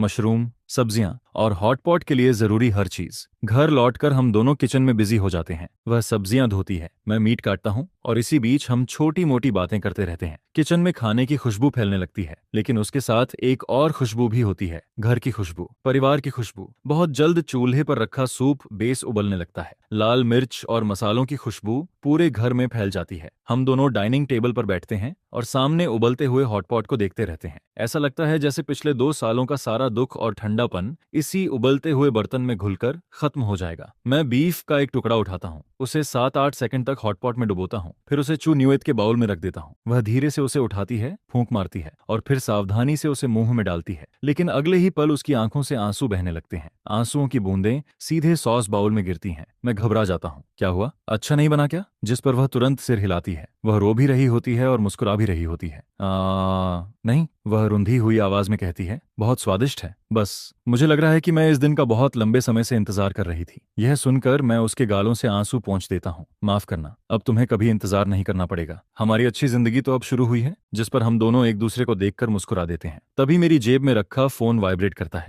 मैं उसे निकाल कर देखता हूँ। वो बैंक का नोटिफिकेशन होता है। प्रिय ग्राहक ली हाओ, आपके अकाउंट 1 2 3 4 में 2 लाख युआन प्राप्त हुए हैं। सेंडर लीवी। आखिर उसने पैसे लौटाने शुरू कर दिए थे। लगता है वांग ले का दबाव पूरे परिवार और मेरे दबाव से भी ज्यादा असरदार साबित हुआ था। लेकिन मैं ये बात चुंग वेट को नहीं बताता। मैं चाहता था कि यह खूबसूरत पल थोड़ा और लंबा चले। उस रात हम बहुत देर तक हॉटपॉट खाते रहते हैं, सूर्यास्त से लेकर रात गहराने तक, और आखिर में सारा खाना खत्म हो जाता है। यह मेरी जिंदगी का सबसे स्वादिष्ट खाना होता है, क्योंकि मैं जानता था कि हम सिर्फ हॉटपॉट नहीं खा रहे थे, हम अपनी नई जिंदगी का स्वागत कर रहे थे। हम दोबारा जन्म ले रहे थे। लेकिन यह शांति ज्यादा लंबे समय तक नहीं टिकती, क्योंकि सुकून भरे हुए दिन 1 हफ्ते से भी कम समय तक चल पाते हैं। ये वो दिन थे जब से मेरी और चुंग वेट की शादी हुई थी। हम सबसे ज्यादा एक रियल मैरिड कपल की तरह रहने लगे थे। मैं अपनी सैलरी कार्ड वापस उसके हाथ में दे देता हूँ और उसका पासवर्ड बदलकर उसकी बर्थ डेट रख देता हूँ। अब से घर की पूरी फाइनेंशियल मैनेजमेंट सिर्फ उसी के हाथ में रहने वाली थी, जिस पर वह उस कार्ड को पकड़कर काफी देर तक रोती रही। इसके बाद लाइवी का पैसा भी धीरे धीरे ट्रांसफर होता रहता है, जिस पर वह मुझे मैसेज करके कुछ और दिनों की मोहलत मांगता है। वह कहता है कि उसने अपना घर बेचने के लिए लिस्टिंग लगा दी है, जिसके जवाब में मैं सिर्फ 2 शब्द भेजता हूँ, जल्दी करो। मुझे लगा था कि अब सारी चीजें कानून और पैसों के हिसाब से अपने रास्ते पर आगे बढ़ती रहेंगी और फिर धीरे धीरे इस कहानी का अंत हो जाएगा। लेकिन मैंने अपनी माँ को बहुत कम आंका था। एक ऐसी औरत जिससे कंट्रोल छीन लिया गया था और जिसके सारे झूठ सबके सामने एक्सपोज हो चुके थे। उसकी प्रतिक्रिया एक जहरीले सांप की तरह होने वाली थी, खतरनाक और बेहद ठंडी। उस दोपहर मैं एक इंपॉर्टेंट प्रोजेक्ट मीटिंग में बैठा हुआ था। तभी वाइब्रेशन मोड पर रखा मेरा फोन हल्का सा वाइब्रेट करता है। जिस पर मैं स्क्रीन देखता हूँ तो मैसेज श्याओ झांग का था, जो मेरा कॉलिग था। ब्रदर हाउ, जल्दी नीचे आओ, तुम्हारी माँ ग्राउंड फ्लोर लॉबी में हंगामा कर रही है। वो तुमसे मिलना चाहती हैं। ये पढ़ते ही मेरा दिल एकदम बैठ जाता है। मैं डिपार्टमेंट हेड से माफी मांगकर जल्दी से मीटिंग रूम से बाहर निकल जाता हूँ। फिर एलिवेटर से सीधे ग्राउंड फ्लोर पर पहुंचता हूँ और जैसे ही एलिवेटर का दरवाजा खुलता है, शोर और रोने चिल्लाने की आवाजें सीधे मेरे कानों में घुस जाती हैं। जिस पर मैं सामने देखता हूँ तो भीड़ के बीचों बीच मेरी माँ ठंडी मार्बल फ्लोर पर बैठी हुई दिखाई देती हैं। उनके बाल बिखरे हुए थे, कपड़े अस्त व्यस्त थे और चेहरे पर आंसुओं की साफ लकीरें बनी हुई थीं। वह अपनी जांघ थपथपाते हुए जोर जोर से रोती और चिल्लाती रहती हैं। जिस बेटे को मैंने इतनी मेहनत से बड़ा किया, वही आज मुझे छोड़ना चाहता है। वह हर महीने 60,000 युआन कमाता है, लेकिन अपना सारा पैसा एक लोमड़ी जैसी औरत पर लुटा देता है। वह औरत हमें एक पैसा तक नहीं देती, बल्कि मेरे बेटे को मुझसे छीनना चाहती है। अब तो वह अपनी माँ को भी नहीं पहचानता, मुझे घर से निकालना चाहता है। यह सुनकर आसपास के लोग उंगलियां दिखाते हुए बातें करने लगते हैं। उनकी आंखों में सहानुभूति साफ दिखाई देती है, लेकिन वह सहानुभूति मेरे लिए नहीं, मेरी माँ के लिए थी। जबकि मेरी तरफ सिर्फ तिरस्कार और आरोपों भरी नजरें आती रहती हैं, जिस पर मुझे ऐसा लगता है जैसे मेरे शरीर का सारा खून सिर में चढ़ गया हो। यही मेरी माँ थी। अपने मकसद को पूरा करने के लिए वह मेरी करियर और मेरी पूरी जिंदगी बर्बाद करने से भी नहीं हिचकती थी। मैं भीड़ को चीरते हुए उनके सामने पहुंचता हूँ और कहता हूँ, माँ, यह कंपनी है, कोई तमाशा करने की जगह नहीं। मुझे देखते ही वह और जोर से रोने लगती हैं। आखिर तू बाहर आ ही गया, ओ नालायक बेटे। यह कहकर वह मेरे पैरों से लिपटने के लिए आगे बढ़ती हैं। वह अपना ड्रामा आखिर तक निभाना चाहती थीं। अगर आज तूने मुझे जवाब नहीं दिया तो मैं यहीं मर जाऊंगी। लेकिन मैं उनकी एक्टिंग पर बिल्कुल ध्यान नहीं देता, बल्कि पीछे मुड़कर सिक्योरिटी कैप्टन से कहता हूँ, कैप्टन वांग, कृपया इन्हें बाहर ले जाइए। अगर ये कोऑपरेट न करें तो पुलिस बुला लीजिए। रिपोर्ट कर दीजिए कि कोई पब्लिक ऑर्डर डिस्टर्ब कर रहा है और हमारी कंपनी के नॉर्मल ऑपरेशंस को बुरी तरह अफेक्ट कर रहा है। मेरी बात सुनते ही वहां मौजूद सभी लोग चौंक जाते हैं, जिनमें जमीन पर बैठी लियू मेई भी शामिल थी। उसे उम्मीद नहीं थी कि मैं इतना सख्त हो जाऊंगा। कुछ सिक्योरिटी गार्ड्स हिचकिचाते हुए कभी मेरी तरफ तो कभी उसकी तरफ देखने लगते हैं, जिस पर मैं सख्त आवाज में कहता हूँ, अभी क्या देख रहे हो, जैसा कहा है वैसा करो। यह सुनते ही गार्ड्स बिना और देर किए लियू मेई के दोनों हाथ पकड़ लेते हैं। तुम लोग क्या कर रहे हो? मुझे छोड़ो, मैं इसकी माँ हूँ। ली हाओ, तुम्हारा अंत अच्छा नहीं होगा, तुम्हें इसकी सजा जरूर मिलेगी। लेकिन मैं बिना किसी भाव के उसे देखता रहता हूँ और फिर दो गार्ड्स उसे घसीटते हुए कंपनी गेट के बाहर ले जाते हैं। उसके बाहर जाते ही लॉबी दोबारा शांत हो जाती है, लेकिन लोगों की नजरें अब भी स्पॉटलाइट की तरह मेरे ऊपर टिकी रहती हैं। मैं जानता था कि यह तूफान अभी बस शुरू हुआ है। मेरी करियर और शायद मेरी पूरी जिंदगी पर माँ के इस घटिया ड्रामा की वजह से एक घना कोहरा छा चुका था। माँ के बाहर जाने के बाद लॉबी का माहौल बेहद अजीब हो जाता है। कॉलीग्स मुझे बड़ी जटिल नजरों से देखते रहते हैं। कुछ को सहानुभूति थी, कुछ को जिज्ञासा थी, लेकिन ज्यादातर लोगों के मन में दूरी थी, क्योंकि कोई भी एक ऐसे इंसान के करीब नहीं रहना चाहता जिसे लोग नालायक बेटा मानते हों। इसके बाद अफवाहें वायरस की तरह कंपनी के हर कोने में फैलने लगती हैं, जिस पर प्रोजेक्ट मैनेजर मुझे अपने ऑफिस में बुलाता है। वह मुझे डांटता नहीं, बल्कि एक लंबी सांस लेकर कहता है, ली हाओ, फैमिली मैटर्स को ठीक से हैंडल करो। कंपनी काम को जरूर देखती है, लेकिन इंसान के कैरेक्टर को भी महत्व देती है। मैं नहीं चाहता कि यह मामला तुम्हें या हमारी पूरी टीम को प्रभावित करे। उसकी बातें काफी नरम थीं, लेकिन मैं समझ गया था कि यह एक वार्निंग थी। अगर मैंने इस मामले को ठीक से नहीं संभाला तो कंपनी में मेरा फ्यूचर खत्म हो सकता था। जिस पर मैं सिर हिलाकर कहता हूँ, बॉस, आप चिंता मत कीजिए, ऐसा दोबारा नहीं होगा। ऑफिस से बाहर निकलते ही मैं एक ऐसे दबाव को फील करता हूँ जो पहले कभी नहीं किया था। माँ की यह चाल सच में मेरे सबसे कमजोर पॉइंट पर लगी थी। वह मेरी इनकम खत्म करना चाहती थी। वह चाहती थी कि मैं पूरी तरह अकेला पड़ जाऊं। वह मुझे ऐसी स्थिति में धकेलना चाहती थी जहां आखिर में मेरे पास सिर्फ उनके पास लौटने के अलावा कोई रास्ता न बचे और फिर मैं दोबारा उनकी कंट्रोल की हुई कठपुतली बन जाऊं। मैं अपनी डेस्क पर बैठकर थके हुए अंदाज में माथा दबाता रहता हूं। तभी फोन फिर वाइब्रेट करता है। मैं स्क्रीन देखता हूँ। मैसेज चुनगुएत का था। तुम्हारी माँ ने अभी मुझे कॉल किया था। यह पढ़ते ही मेरा दिल एक पल के लिए रुक जाता है, जिस पर मैं तुरंत उसे कॉल बैक करता हूँ। उन्होंने क्या कहा? दूसरी तरफ चुन्युएट की आवाज काफी शांत थी, लेकिन उस शांति के अंदर दबा हुआ कंपन साफ सुनाई देता था। उन्होंने मुझे बहुत बुरा भला कहा। बोली कि मैं बेशर्म हूँ, मैं तुम्हें अपने पेरेंट्स के खिलाफ भड़का रही हूँ। इसके बाद वह बताती है कि माँ ने उसकी माँ को भी फोन किया था। रो रो कर कहा था कि हम दोनों उन्हें मार डालना चाहते हैं। उन्होंने मुझसे कहा कि मैं तुरंत तुमसे डिवोर्स ले लूं, अपने मायके वापस चली जाऊं और समाज में और शर्मिंदगी न फैलाऊं। यह सुनकर मेरी मुट्ठियां कस जाती हैं। मेरी माँ सच में पागल हो चुकी थी। पहले उन्होंने मेरी कंपनी में हंगामा किया और अब मेरी वाइफ की फैमिली को भी परेशान करना शुरू कर दिया था। वह हम दोनों को पूरी तरह बर्बाद करना चाहती थी। जिस पर मैं भारी आवाज में पूछता हूँ, फिर तुमने क्या कहा? चुन्युएत की आवाज अब पहले से ज्यादा मजबूत हो जाती है। मैंने अपनी माँ को सब सच बता दिया। मैंने कहा कि अगर उन्हें यकीन न हो तो मैं रिकॉर्डिंग्स और बैंक स्टेटमेंट्स दिखा सकती हूँ, और मैंने उनसे साफ कहा कि लिहाओ मेरे हस्बैंड हैं, चाहे कुछ भी हो जाए मैं हमेशा उनके साथ खड़ी रहूंगी। आखिर में मैंने माँ से यह भी कहा कि अगर वह उस औरत की एकतरफा बातों पर भरोसा करके मुझे दोष देती रही तो फिर भविष्य में हमारे बीच कोई संपर्क नहीं रहेगा। यह सुनकर मेरी आंखें हल्की गर्म हो जाती हैं। जब पूरी दुनिया मुझे गलत समझ रही थी, तब सिर्फ वही थी जिसने बिना एक पल सोचे मेरा साथ चुना था। जिस पर मैं धीमी आवाज में कहता हूँ, मुझे माफ कर दो, तुम्हें इतना सब सहना पड़ा। वह तुरंत जवाब देती है, हम पति पत्नी हैं, ऐसी बातें मत करो। फिर वह कुछ पल रुकती है और आगे कहती है, कल मेरे पेरेंट्स यहाँ आने वाले हैं। वे हम दोनों से आमने सामने मिलना चाहते हैं, सारी बात खुद सुनना चाहते हैं और उन सबूतों को भी अपनी आंखों से देखना चाहते हैं। यह सुनकर मैं तुरंत हामी भर देता हूँ, बिल्कुल, यह तो होना ही चाहिए। मुझे हर हाल में उसके पेरेंट्स को एक जवाब देना था। मैं खिड़की के बाहर आती जाती गाड़ियों को देखता रहता हूँ, जबकि मेरे दिल के अंदर सिर्फ ठंडापन भरा हुआ था। मेरी माँ लियो मेई अब अपनी सारी नकली परतें पूरी तरह उतार चुकी थीं।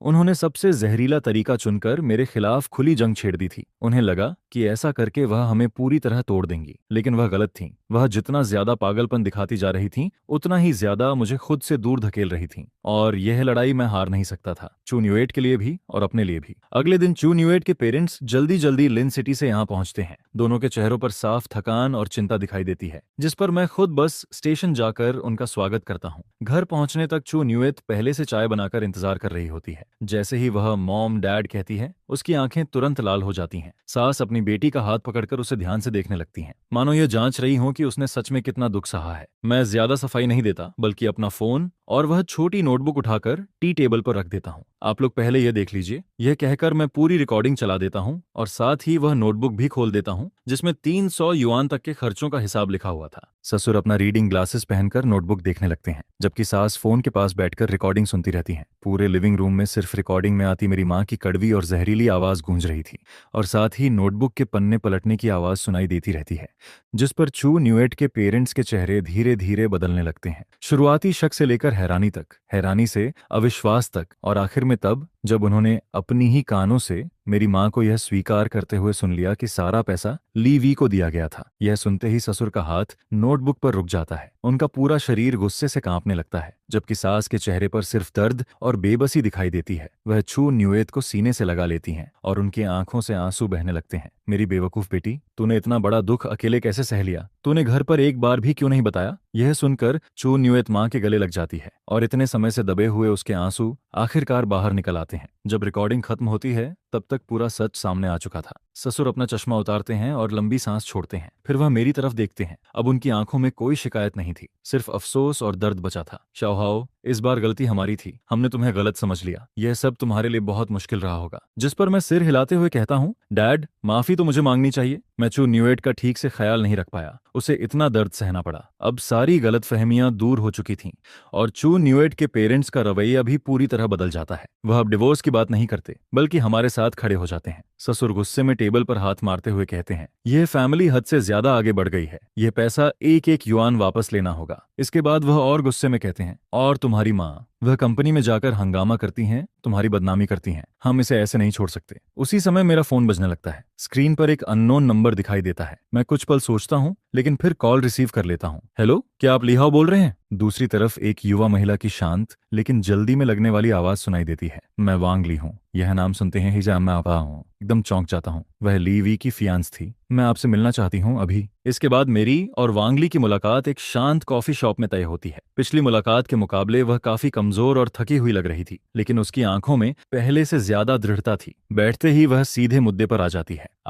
आज मैं आपके साथ एक डील करना चाहती हूँ। मैं उसकी तरफ देखकर पूछता हूँ, किस तरह की डील? जिस पर वह शांत आवाज में कहती है, मुझे पता है कि अभी आपको सिर्फ पैसा वापस नहीं चाहिए, आपको सबूत भी चाहिए। ऐसे सबूत जो आपकी माँ के असली कैरेक्टर को साबित कर सकें, और मेरे पास एक ऐसी चीज है जो आपकी मदद कर सकती है। यह कहकर वह अपना फोन निकालती है और एक फोटो दिखाती है। फोटो में एक पुरानी हार्ड कवर नोटबुक दिखाई देती है, जिसके ऊपर 4 शब्द लिखे थे, फैमिली लव नोटबुक। मैं भौहें सिकोड़कर पूछता हूँ, यह क्या है? जिस पर वांगली व्यंग्य भरी मुस्कान के साथ जवाब देती है, यह आपकी माँ का सबसे बड़ा खजाना है। जब से आपका भाई कॉलेज गया था, आपकी माँ ने उसे जितना भी पैसा दिया, सब कुछ इस नोटबुक में लिखा हुआ है। पिछले 2 सालों में आपकी सैलरी कार्ड से निकाले गए पैसे भी, घर खरीदने के पैसे, कार के पैसे, रेनोवेशन के पैसे, सब कुछ एक एक एंट्री दर्ज है। आपकी माँ कहती थी कि यह बेटे के लिए उनका प्यार है, ताकि वह जिंदगी भर इसे याद रखे। यह सुनते ही मेरा दिल जोर से सिकुड़ जाता है। मुझे कभी अंदाजा नहीं था कि मेरी माँ ऐसी नोटबुक भी रखती हैं, और यह वास्तव में सबसे सीधा और सबसे घातक सबूत था। मैं तुरंत पूछता हूँ, यह तुम्हारे पास कैसे आई? जिस पर वांगली बिना झिझक जवाब देती है, मैंने चुराई थी। फिर वह आगे कहती है, कुछ दिन पहले लाइवी शराब पीकर रो रहा था। वह बार बार बता रहा था कि उसकी माँ उससे कितना प्यार करती है। फिर उसने मुझे यह नोटबुक दिखाई, तभी मुझे शक हो गया था। मैं उसकी तरफ देखता हूँ और तुरंत उसकी मंशा समझ जाता हूँ। तुम्हारी शर्त क्या है? जिस पर वांग ली मेरी आंखों में देखते हुए कहती है, बहुत आसान। जब आप 1,36,800 युआन वापस हासिल कर लें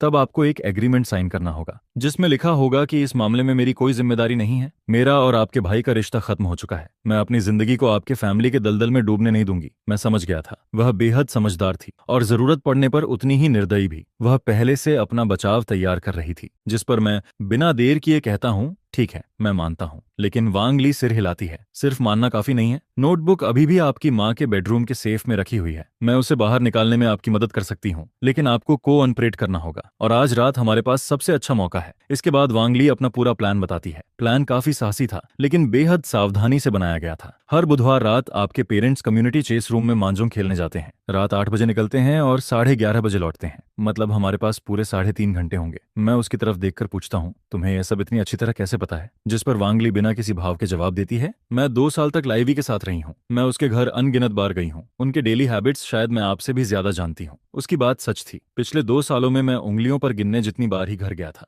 फिर वह आगे कहती है, डोर लॉक पुराना मॉडल है, उसे खोलने का तरीका मुझे आता है। कोई निशान भी नहीं छोड़े जाएंगे। सबसे जरूरी चीज सेफ है। मैं तुरंत पूछता हूँ, क्या तुम्हें उसका पासवर्ड पता है? जिस पर उसकी आंखों में तिरस्कार चमक उठता है। हाँ, एक बार लाइव ही नशे में था। उसने खुद मुझे बताया था। पासवर्ड उसकी और उसकी माँ की बर्थ डेट को जोड़कर बनाया गया है। 8 अंकों का नंबर। वह इसे मदर सन बॉन्ड पासवर्ड कहता था। ऐसा पासवर्ड जिसे कभी तोड़ा नहीं जा सकता। मदर सन बॉन्ड पासवर्ड। यह 4 शब्द सुनकर मुझे सिर्फ व्यंग्य महसूस होता है। उसी पासवर्ड के पीछे वह पैसा छिपा था जो मुझसे छीना गया था। आज बुधवार था। वांग ली आखिर में मेरी तरफ देखकर कहती है, अब फैसला तुम्हारा है। आना है या नहीं यह तुम तय करो, क्योंकि यह हमारा आखिरी मौका है। अगर उन्हें जरा भी शक हो गया तो शायद वह नोटबुक फिर कभी नहीं मिलेगी। मैं एक पल भी नहीं सोचता। मैं आऊंगा। शाम के 7:30 बजे मैं चू न्यूएत और मेरे ससुर एक साथ कार में बैठकर मेरे पेरेंट्स की रेजिडेंशियल कॉलोनी की तरफ निकल पड़ते हैं, जबकि सास घर पर ही रुक जाती हैं। उनका कहना था कि उनका दिल इतना मजबूत नहीं है कि वह यह सब अपनी आंखों से देख सकें, और ससुर हमारे साथ इसलिए आए थे ताकि जरूरत पड़ने पर हमारा हौसला बढ़ा सकें, साथ ही बाहर रहकर बैकअप भी दे सकें।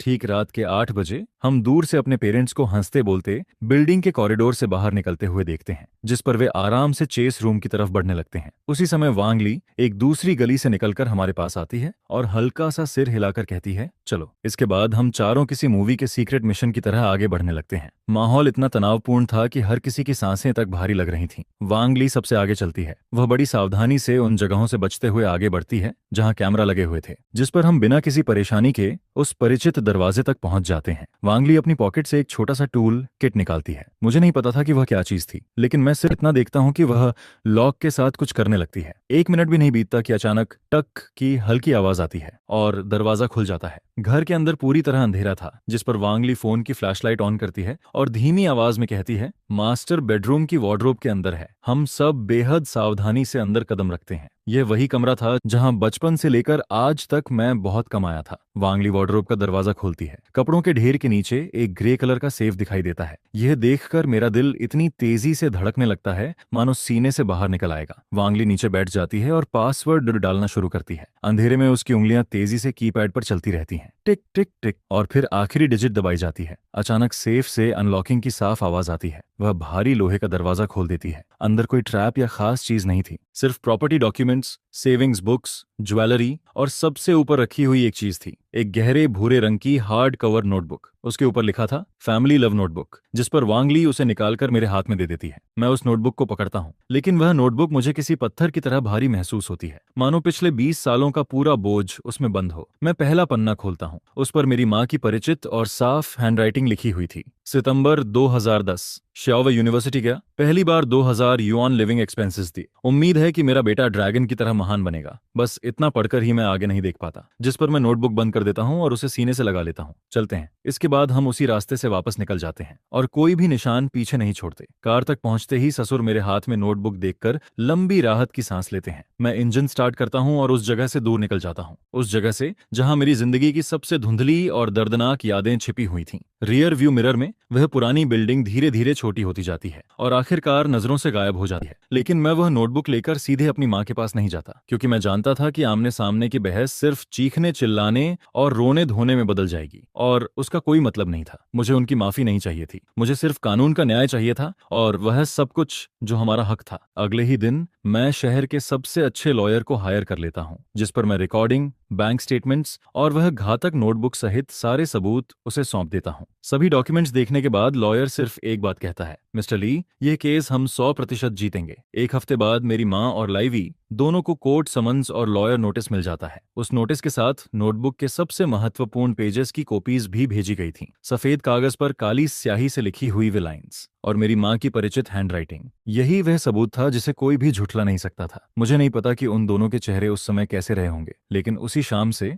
मेरे पास रिश्तेदारों के कॉल्स आने शुरू हो जाते हैं। कोई समझाने की कोशिश करता है, कोई मुझे गलत ठहराता है और कोई दुख जताता है, लेकिन मैं किसी का कॉल रिसीव नहीं करता। मैं सिर्फ ग्रैंडपा को एक मैसेज भेजता हूँ, फैसले का दिन आ गया है। कोर्ट हियरिंग से पहले मीडिएशन सेशन रखा जाता है। लोकेशन एक लॉ फर्म का मीटिंग रूम था। मैं, चू न्यूएट और हमारा लॉयर एक तरफ बैठे थे, जबकि दूसरी तरफ मेरी माँ, मेरे पिता, लीवी और उनका लॉयर बैठे हुए थे। फैमिली मीटिंग वाली घटना के बाद यह पहली बार था जब हम आमने सामने बैठे थे। मेरी माँ जैसे कई साल बूढ़ी हो चुकी थी। उनका चेहरा थका हुआ था, आंखों में पहले जैसी चालाकी और तीखापन नहीं था, सिर्फ डर और नाराजगी बची हुई थी। लाइवी पूरे समय सिर झुकाकर बैठा रहता है, वह एक बार भी मेरी तरफ देखने की हिम्मत नहीं करता। मेरे पिता, जो हमेशा शांत रहते थे, लगातार सिगरेट पीते रहते हैं और उनका चेहरा चिंता से भरा हुआ था। मीडिएशन शुरू होती है, जिस पर मेरा लॉयर पूरी शांति और प्रोफेशनलिज्म के साथ हमारी मांगे रखता है। पहली मांग, डिफेंडेंट्स लियू मेई और लाइवी द्वारा गैरकानूनी तरीके से लिए गए 1,36,800 युआन तुरंत वापस किए जाएं। दूसरी मांग, कंपनी में हंगामा करने, चू न्यूएट और उसके फैमिली को फोन करके परेशान करने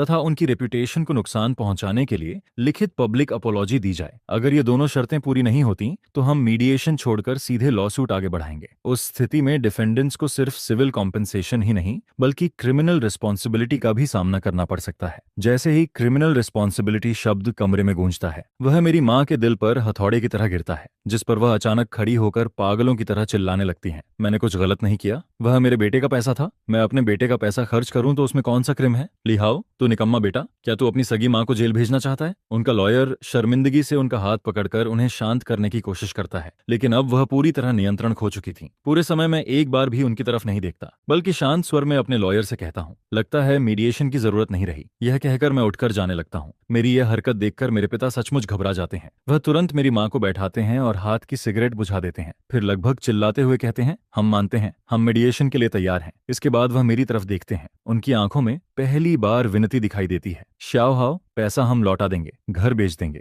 बस तुम्हारी माँ को। उनकी आवाज अचानक भर्रा जाती है। बस तुम्हारी माँ को जेल मत भेजो। आखिरी शब्द उनके गले में अटक जाते हैं। इतने लोगों के सामने एक उम्र दराज आदमी की आंखें लाल हो जाती हैं। मैं रुक जाता हूँ। यह दया नहीं थी, बस एक गहरा दुख था। अगर आज यह दिन देखना ही था तो पहले ऐसा क्यों किया गया? मेरी माँ कुर्सी पर चुपचाप बैठी रहती हैं। अब न वह रोती हैं, न हंगामा करती हैं, मानो उन्होंने अपनी किस्मत स्वीकार कर ली हो। उनकी आंखें पूरी तरह खाली दिखाई देती हैं, जबकि लाइवी और भी ज्यादा सिर झुका लेता है। आखिरकार सेटलमेंट एग्रीमेंट साइन हो जाता है। उन्हें 1 महीने के अंदर घर बेचकर पूरा पैसा लौटाना था और मेरे तथा चू न्यूएट के नाम हैंडराइटन अपोलॉजी लेटर भी देना था। एग्रीमेंट साइन होने के बाद हम लॉ फर्म से बाहर निकलते हैं। बाहर की धूप बेहद खूबसूरत थी। मैं चू न्यूएट की तरफ देखता हूँ और वह भी उसी समय मेरी तरफ देख रही होती है। हम दोनों कुछ नहीं कहते, लेकिन हम दोनों जानते थे कि अंधेरे से भरे हुए दिन आज पूरी तरह खत्म हो चुके थे और हमारी दुनिया में आखिरकार सुबह आ चुकी थी। 3 हफ्ते बाद मेरे बैंक अकाउंट में एक बड़ी रकम ट्रांसफर होती है, ठीक 1,36,800 युआन। उसी दिन एक कुरियर पैकेज भी आता है। उसके अंदर 2 अपॉलॉजी लेटर्स रखे हुए थे,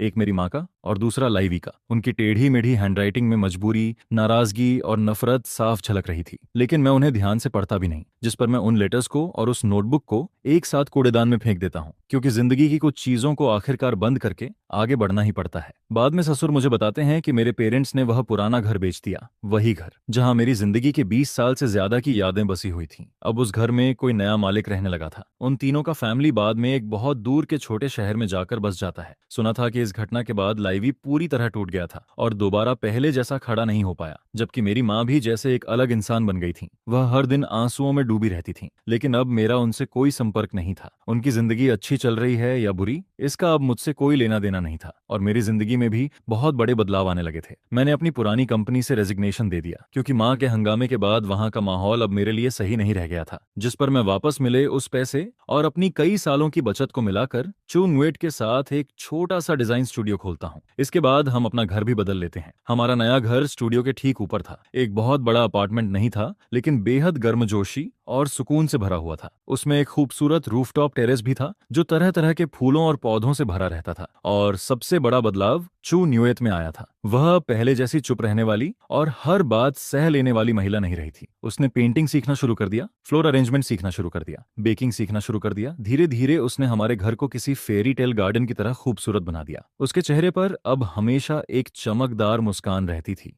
एक ऐसी मुस्कान जो सच में दिल की गहराइयों से निकलती थी। हमारे स्टूडियो का बिजनेस भी धीरे धीरे सही रास्ते पर चलने लगता है। मैं डिजाइन संभालता हूँ और चू न्यूएट ऑपरेशंस और क्लाइंट्स के साथ कम्युनिकेशन संभालती है, जिस पर हम दोनों सबसे बेहतरीन पार्टनर्स बन जाते हैं। सिर्फ बिजनेस में ही नहीं, बल्कि जिंदगी में भी। हर सुबह हम साथ उठते हैं, साथ ब्रेकफास्ट करते हैं, साथ नीचे ऑफिस जाते हैं और कभी कभी किसी छोटे बिजनेस आइडिया पर बहस भी कर लेते हैं। शाम को हम दोनों साथ मार्केट जाते हैं, साथ सब्जियां और ग्रोसरीज खरीदते हैं। चू न्यूएट अक्सर मेरा हाथ पकड़कर चलती रहती है और कभी कभी सिर्फ 1 युआन बचाने के लिए सब्जी वाले से काफी देर तक बार्गेन करती रहती है। उसे ऐसे देखकर मुझे हमेशा हंसी आ जाती है, क्योंकि वह बेहद जिंदा दिल और प्यारी लगती थी। घर लौटने के बाद हम दोनों ओपन किचन में साथ खाना बनाते हैं। बर्तनों की आवाजें और पकते खाने की खुशबू पूरे घर में फैल जाती है, मानो यह किसी फैमिली सिम्फनी की धुन हो। हमारी डाइनिंग टेबल पर अब कभी विनेगर कैबेज या मापो टोफू नहीं आता था। उसकी जगह हमेशा नए नए डिशेस होते थे जो चू न्यूएट खुद रेसिपी ढूंढकर बनाती थी। गरम गरम braced pork, sweet and sour ribs और कई तरह के स्वादिष्ट डिशेस। वह हमेशा सबसे बड़ा पीस मेरी प्लेट में रख देती और मुस्कुराकर कहती,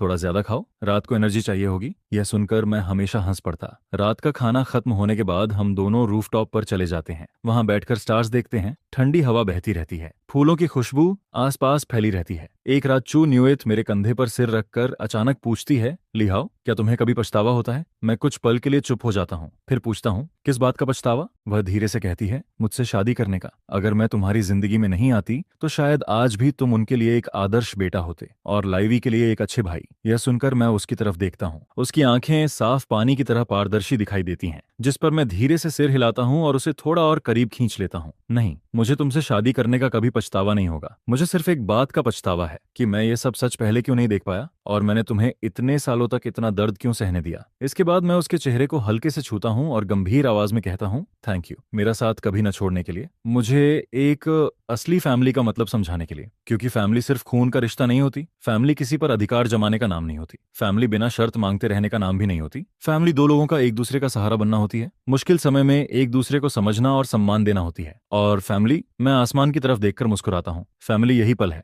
जब मैं और तुम साथ बैठकर इन सितारों को देख रहे हैं। यह सुनकर चू न्यूएट मुस्कुरा देती है। उसकी आंखों के किनारों पर आंसुओं की चमक दिखाई देती है। फिर वह खुद थोड़ा आगे झुकती है और हल्के से मेरे होंठों को चूम लेती है, जिस पर वह धीरे से कहती है, मैं भी तुम्हारा शुक्रिया करती हूँ मेरे हस्बैंड। दूर शहर की रोशनियां चमक रही थीं, आसमान में अनगिनत तारे टिमटिमा रहे थे और उसी पल मुझे एहसास होता है कि हमारी नई जिंदगी की कहानी अभी बस शुरू हुई है। एक ऐसी कहानी जिसके सबसे खूबसूरत चैप्टर्स अभी लिखे जाने बाकी थे।